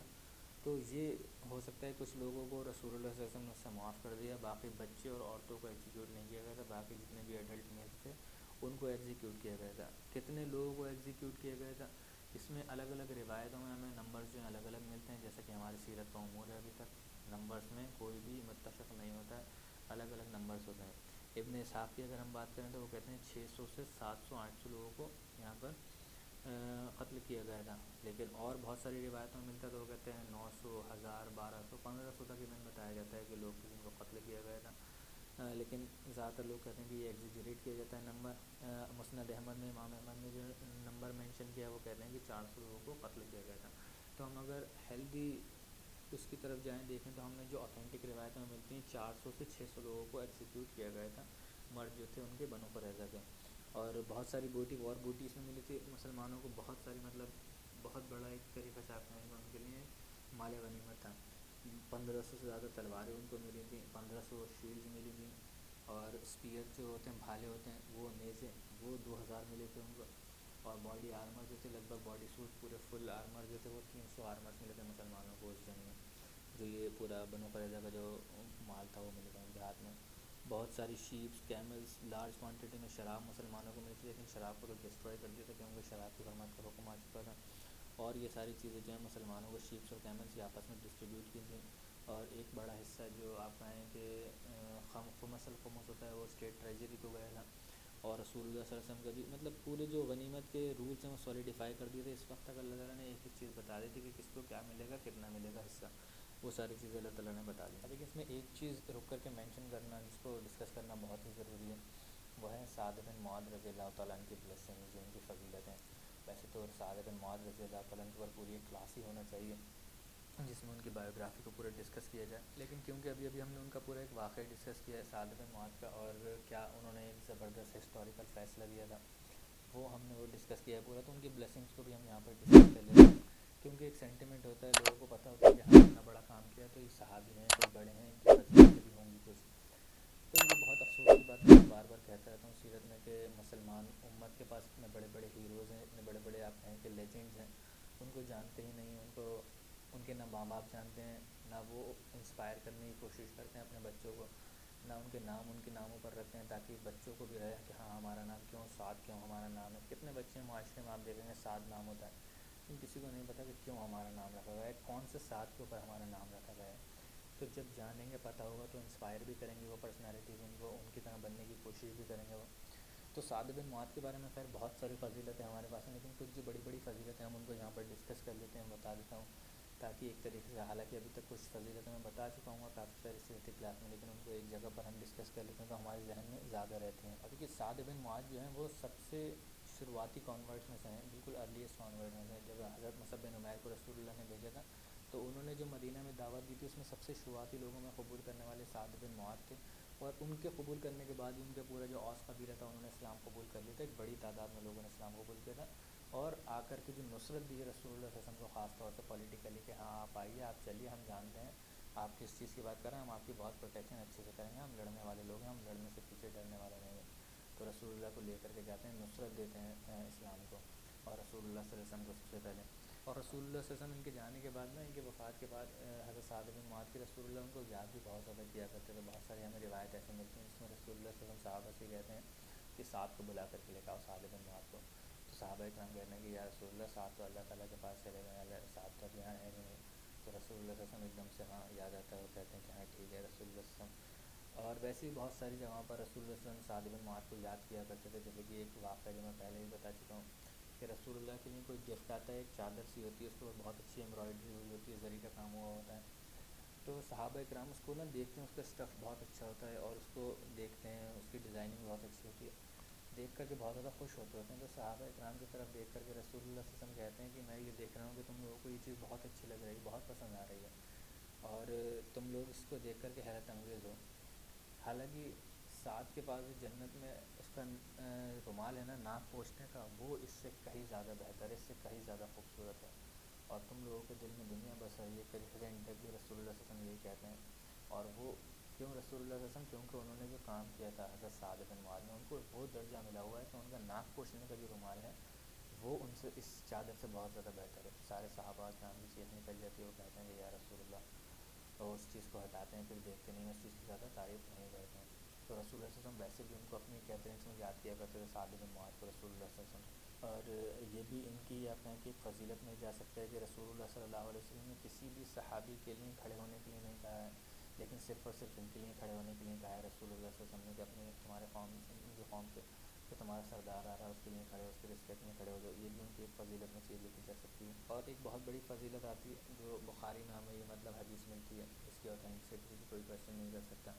جس میں رسول اللہ صلی اللہ علیہ وسلم کہتے ہیں اہتز العرش الرحمن لموت سعد بن معاذ، کہ سعد بن معاذ کی وفات پر اللہ تعالیٰ کا عرش ہل گیا. تو بہت سارے لوگ جو ہیں علماء کرام کے دو گروپ ملتے ہیں، دو ہمیں اوپینین ملتے ہیں. کچھ علماء کرام کہتے ہیں کہ خوشی سے ہل گیا وہ، کہ سعد بن معاذ کو گریٹ کرنے کے لیے کہ سعد بن معاذ بھی اب آ رہے ہیں اوپر، خوشی سے ہل گیا. اور کچھ علماء کرام کہتے ہیں کہ شوق سے غم سے ہل گیا کہ سعد بن معاذ جو ہیں شہید ہو گئے ہیں، تو اس وجہ سے ان کی موت ہو گئی، تو اس وجہ سے جو تھا عرش جو تھا وہ ہل گیا. سوچیے کتنی بڑی فضیلت ہے کسی انسان کے لیے کہ اللہ تعالیٰ کا عرش ہل جائے اس کی وفات پر، اس کی موت پر، چاہے خوشی سے ہلے یا غم سے ہلے، دونوں ہی چیزوں میں بہت بڑی بلیسنگ ہے یہ کسی بھی صحابی کے لیے. اس کے علاوہ ایک اور بہت بڑی ہمیں فضیلت ملتی ہے جس میں جب ان کے جنازے کو لے کر کے جا رہے ہوتے ہیں صحابہ اکرام، تو کہتے ہیں رسول اللہ صلی اللہ علیہ وسلم سے جب رکھ دیتے ہیں جنازہ قبر میں اتار رہے ہوتے ہیں، تو صحابہ اکرام رسول اللہ کے پاس آتے ہیں، کہتے ہیں یا رسول اللہ ہم مطلب سعد کو جانتے ہیں، مطلب کافی اچھا ویٹ تھا ان کا، لیکن جب ہم نے جنازہ ان کا اٹھایا تو یا رسول اللہ صلی اللہ علیہ وسلم سعد کا تو ویٹ ہی نہیں پتہ چل رہا تھا، کچھ دکھ ہی نہیں رہا تھا یا رسول اللہ صلی اللہ علیہ وسلم، اس میں ہمیں ایسا لگ رہا تھا بہت ہلکا جنازہ، خالی ہم صرف اس کو ہی لے کر کے جا رہے ہیں، ویٹ ہی نہیں ہے اس میں کچھ. تو رسول اللہ صلی اللہ علیہ وسلم کہتے ہیں کہ کیسے ہلکا نہیں ہوگا سعد بن معاذ کا جنازہ، اللہ تعالیٰ کے عرش سے اسپیشلی 20,000 فرشتے آئے ہیں جو کہ ان کے کندھا دے رہے ہیں، تمہیں دکھ نہیں رہے ہیں وہ، لیکن وہ سعد کے جنازے کو کندھا دے رہے ہیں، اس وجہ سے تمہیں کوئی ویٹ پتہ نہیں چل رہا ہے سعد بن معاذ کا. کہ مطلب ایسی فضیلت ہیں کہ انسان کے رونگٹے کھڑے ہوتے ہیں، رونگٹے کھاتے ہیں. اور مسلمانوں کی بد نصیبی کے ایسے صحابی کو جانتے بھی نہیں ہیں. اور یہ ساری فضیلتیں کیوں ہیں؟ جو انہوں نے کام کیا ہے، خاص طور سے جو نصرت دی ہے اللہ تعالیٰ کے دین کو، رسول اللہ صلی اللہ علیہ وسلم کی مدد کی ہے، اس کو اسٹیبلش کیا ہے، لے کر کے آئے ہیں پورا. اور اس کے علاوہ جو ان کی ایک اسپیچ تھی بدر کے موقع پر، اس اسپیچ کو تو مطلب آپ دیکھیں کتنی زبردست اسپیچ دی ہے رسول اللہ صلی اللہ علیہ وسلم کے ساتھ. اور پھر یہاں پر جو پورا معاملہ کیا ہے انہوں نے، آپ سوچیے کہ کیسے یہ معاملات ہیں پورے، تو اسی وجہ سے ان کی ایک پوری فضیلت ہے. ایسے ہی کوئی فضیلت نہیں ملی ہوئی ہے سعد بن معاذ رضی اللہ تعالیٰ. اور جب رسول اللہ صلی اللہ علیہ وسلم جب ان کے جنازے کو پورا پروسیشن ہو جاتا ہے اور ان کے جنازے کو قبر میں اتارا جا رہا ہوتا ہے، تو رسول اللہ صلی اللہ علیہ وسلم ان کے مسکرا کر سعد بن معاذ کی طرف دیکھتے ہوتے ہیں، ان کے جنازے کی طرف، اور اس کو دیکھ کے رسول اللہ صلی اللہ علیہ وسلم کہتے ہیں جزاکم اللہ خیرا من سید القوم، کہ اپنی قوم کے سردار تمہارا شکریہ، جزاک اللہ خیرا کرتے ہیں رسول اللہ صلی اللہ علیہ وسلم ان کو، جزاکم اللہ خیرا من سید قوم. اور رسول اللہ صلی اللہ علیہ وسلم کہتے ہیں کہ you have fulfilled the promise, تم نے جو وعدہ کیا تھا اللہ تعالیٰ سے اور اس کے رسول سے، اس وعدے کو تم نے فلفل کر دیا ہے. اور انشاءاللہ آپ دیکھنا کہ اللہ تعالیٰ بھی اپنا جو وعدہ ہے وہ فلفل کرے گا تمہارے ساتھ. جب تم قبر میں جاؤ گے تو جو بھی تمہارے معاملات ہوں گے اللہ تعالیٰ بہترین سے بہترین کرے گا، اور اللہ تعالیٰ جو اپنا وعدہ ہے جو نیک مومنوں کے ساتھ اللہ تعالیٰ کرتا ہے، اس وعدے کو اللہ تعالیٰ فلفل کرے گا. اور جیسے ہی رسول اللہ صلی اللہ علیہ وسلم ان کو دیکھتے ہوتے ہیں، قبر میں اتارا جاتا ہے اور پوری جو معاملہ ان کا ہوتا ہے، تو رسول اللہ صلی اللہ علیہ وسلم کی چہرے کی رنگات ایک دم سے بدلنے لگتی ہے. اور رسول اللہ صلی اللہ علیہ وسلم کہتے ہیں کہ سبحان اللہ، اللہ اکبر. سارے صحابہ جو وہاں پر موجود ہوتے ہیں وہ بھی رسول اللہ کو سننے کے بعد کہنے لگتے ہیں سبحان اللہ، اللہ اکبر. اور صحابہ کرام پوچھتے ہیں یا رسول اللہ آپ نے یہ کیوں کیا؟ تو رسول اللہ صلی اللہ علیہ وسلم کہتے ہیں کہ جس نیک بندے کو ابھی ابھی تم نے دیکھا قبر میں اتارا، جس کی وجہ سے اللہ تعالیٰ کا عرش ہل گیا تھا، رسول اللہ نے جامع پچھلی حدیث میں بتایا، جس کی وجہ سے، جس کی موت کی وجہ سے اللہ تعالیٰ کا عرش ہل گیا تھا، اس کو بھی جب تم نے قبر میں رکھا ہے تو ابھی ابھی اس کے قبر میں دمہ ہوا ہے. دمہ کہتے ہیں کہ جو قبر جو نیچی جاتی ہے، بھینچی جاتی ہے پوری. اور اس کا کانسیپٹ ہی بتایا جاتا ہے اسلام میں، علماء کرام بھی بتاتے ہیں حدیثوں سے ہی مطلب اس کا استدلال کر کر کے بتاتے ہیں کہ جب جنازے کو اتارا جاتا ہے قبر کے اندر، جو سب سے پہلا جو مومنٹ ہوتا ہے وہ ہوتا ہے قبر مچتی ہے، بھینچی جاتی ہے، اور وہ اس طریقے سے بھینچی جاتی ہے کہ انسان کی پسلیاں جو ہیں وہ ایک دوسرے کے اندر گھس جاتی ہیں، بالکل میچ دیا جاتا ہے. اور وہ کہتے ہیں کہ جو ظالم برا شخص ہوتا ہے اس کے لیے وہ میچی رہتی ہے، تنگ رہ جاتی ہے، اور جو بہت نیک شخص ہوتا ہے اس کے لیے پھر کھول دی جاتی ہے اور بہت ہی زیادہ چوڑی ہو جاتی ہے، وائڈ ہو جاتی ہے. تو وہ اس تکلیف سے ہر انسان کو گزرنا پڑتا ہے. تو وہ کہتے ہیں کہ جو سب سے مطلب اس کے لیے قابل تھا، اس قابل تھا کہ اس کی اس قبر کو دمہ نہیں کیا جائے، نہیں بیچا جائے، وہ سعد بن معاذ تھا. لیکن اس کی قبر کو بھی رسول اللہ صلی اللہ علیہ وسلم کہتے ہیں کہ ابھی ابھی مٹی نے جکڑ دیا پورا، اور اس کو بھی دمہ ہوا، اس کے بعد پھر ان کی قبر کو کھول دیا گیا بہت زیادہ. تو مطلب یہ وہ ایسی چیزیں ہیں جو بہت سارے لوگ ہوتے ہیں قبر کے عذاب کو اور ان ساری چیزوں کو ڈینائی کرتے ہیں کہ نہیں کچھ نہیں ہوتا ہے، لاجک لگانے کی کوشش کرتے ہیں کہ ابھی کیسے ہو رہا ہے، کیوں ہو رہا ہے، قبر کھول کر دیکھیں تو کچھ بھی نہیں ہوگا وہاں پر. تو یہ پورے غیب کے معاملات ہیں، اور قبر کا جو عذاب ہے وہ حق ہونا ہی ہونا ہے، اس چیز کے بارے میں جو ہے. تو یہاں پر رسول اللہ صلی اللہ علیہ وسلم کو کیونکہ غیب کی چیزیں دکھ رہی تھیں تو رسول اللہ صلی اللہ علیہ وسلم نے بتا دیا. اور رسول اللہ صلی اللہ علیہ وسلم نے کہا کہ کوئی بھی اس چیز سے نہیں بچ سکتا جو دمہ ہوتا ہے، جس کو قبر کو پیچھے جانا کہتے ہیں، ہر انسان کے ساتھ بھی ہوتا ہے، اور سعد بن معاذ کے ساتھ بھی یہی معاملہ ہوتا ہے. تو یہ آپ کہیں کہ اور بھی بہت ساری فضیلتیں، مطلب کلاس کا وقت بہت زیادہ ہو گیا ہے، ہم سعد بن معاذ کی فضیلتوں کے اوپر ہی بات کرتے رہیں گے تو بھی مطلب 1 ڈیڑھ گھنٹہ 2 گھنٹہ نکل جائیں گے آرام کے ساتھ سے. تو ہم اس چیز پر یہاں پر اس نوٹ پر ہم اپنی جو آج کی کلاس ہے سیرت کی اس کو انشاءاللہ یہاں پر ختم کرتے ہیں. اور اب سوچیے محض 37 کی عمر تھی جب سعد بن معاذ رضی اللہ تعالیٰ عنہ کی وفات ہوئی ہے، اس دنیا سے رخصت ہو گئے، چلے گئے ہیں. کچھ سال کے بعد میری بھی عمر جو ہے 37 کی ہو جائے گی. اب سوچیے اس عمر میں، اس ینگ ایج میں وہ کام کر گئے کہ رسول اللہ صلی اللہ علیہ وسلم ان کو یاد کر رہے ہیں اپنی محفلوں میں، ان کی جنت کے ڈسکرپشن بتا رہے ہیں کیسے کیسے ہوں گے، اللہ تعالیٰ کا عرش ان کے لیے ہل گیا، اور 20,000 فرشتے ان کے آپ کہیں کہ جنازے کے کندھا دینے کے لیے آئے ہیں ان کی. اور رسول اللہ صلی اللہ علیہ وسلم جب ان کو قبر میں اتار رہے ہیں تو کہہ رہے ہیں کہ جزاکم اللہ خیرا، تم نے جو وعدہ کیا تھا وہ وعدہ تم نے پورا کر دیا، تو انشاءاللہ اللہ تعالیٰ تمہارے میں فرمایا. تو ایسی کیا چیز کر کے گئے تھے، ہمیں اس چیز سوچنا چاہیے، اس کے اوپر رات و دن ہمارے پریشان ہو جائیں، ہم سوچ کر کے لے کر کے آئیں کہ ایسا کیا کام کیا تھا سعد بن معاذ نے اپنی زندگی میں جو اتنی بڑی بڑی ان کی فضیلتیں. اگر وہ کام کا 10% بھی اگر ہم کر دیں تو اللہ تعالیٰ ہمارے لیے بھی ہو سکتا ہے اس میں سے کوئی 10% بلیسنگ ہمیں بھی دے دے اللہ تعالیٰ. تو یہ ہمارے لیے سوچنے کی بات ہے، خاص طور سے مسلم یوتھ کی نوجوانوں کے لیے سوچنے کی بات ہے کہ کیا ایسی ینگ ایج میں سعد بن معاذ کر گئے جو بڑے بڑے صحابہ نہیں کر سکے. تو خیر اللہ تعالیٰ سے دعا ہے کہ اللہ تعالیٰ جو میں نے اس کلاس میں ہم نے آپ کے سامنے بیان کیا ہے اس میں جو بھی کمیاں غلطیاں ہوئی اللہ تعالیٰ ہمارے دلوں سے معاف عطا فرمائے. اللہ تعالیٰ ہمیں صحابہ اکرام سے، رسول اللہ صلی اللہ علیہ وسلم سے، اللہ سے، قرآن سے اسی طریقے سے محبت کرنے کی توفیق عطا فرمائے جیسا کہ ان سے محبت کرنے کا حق ہے. اللہ تعالیٰ میرے لیے بھی آپ کے لیے بھی اس سیرت کو صدقہ جاریہ بنائے، اور اس میں جو بھی کمیاں غلطیاں ہو گئی ہیں اللہ تعالیٰ ہمارے دلوں سے معاف عطا فرمائے. سبحانک اللہم و بحمدک اشہد ان لا الہ الا انت استغفرک و اتوب الیک وما علینا الا البلاغ المبین. جزاکم اللہ خیرا.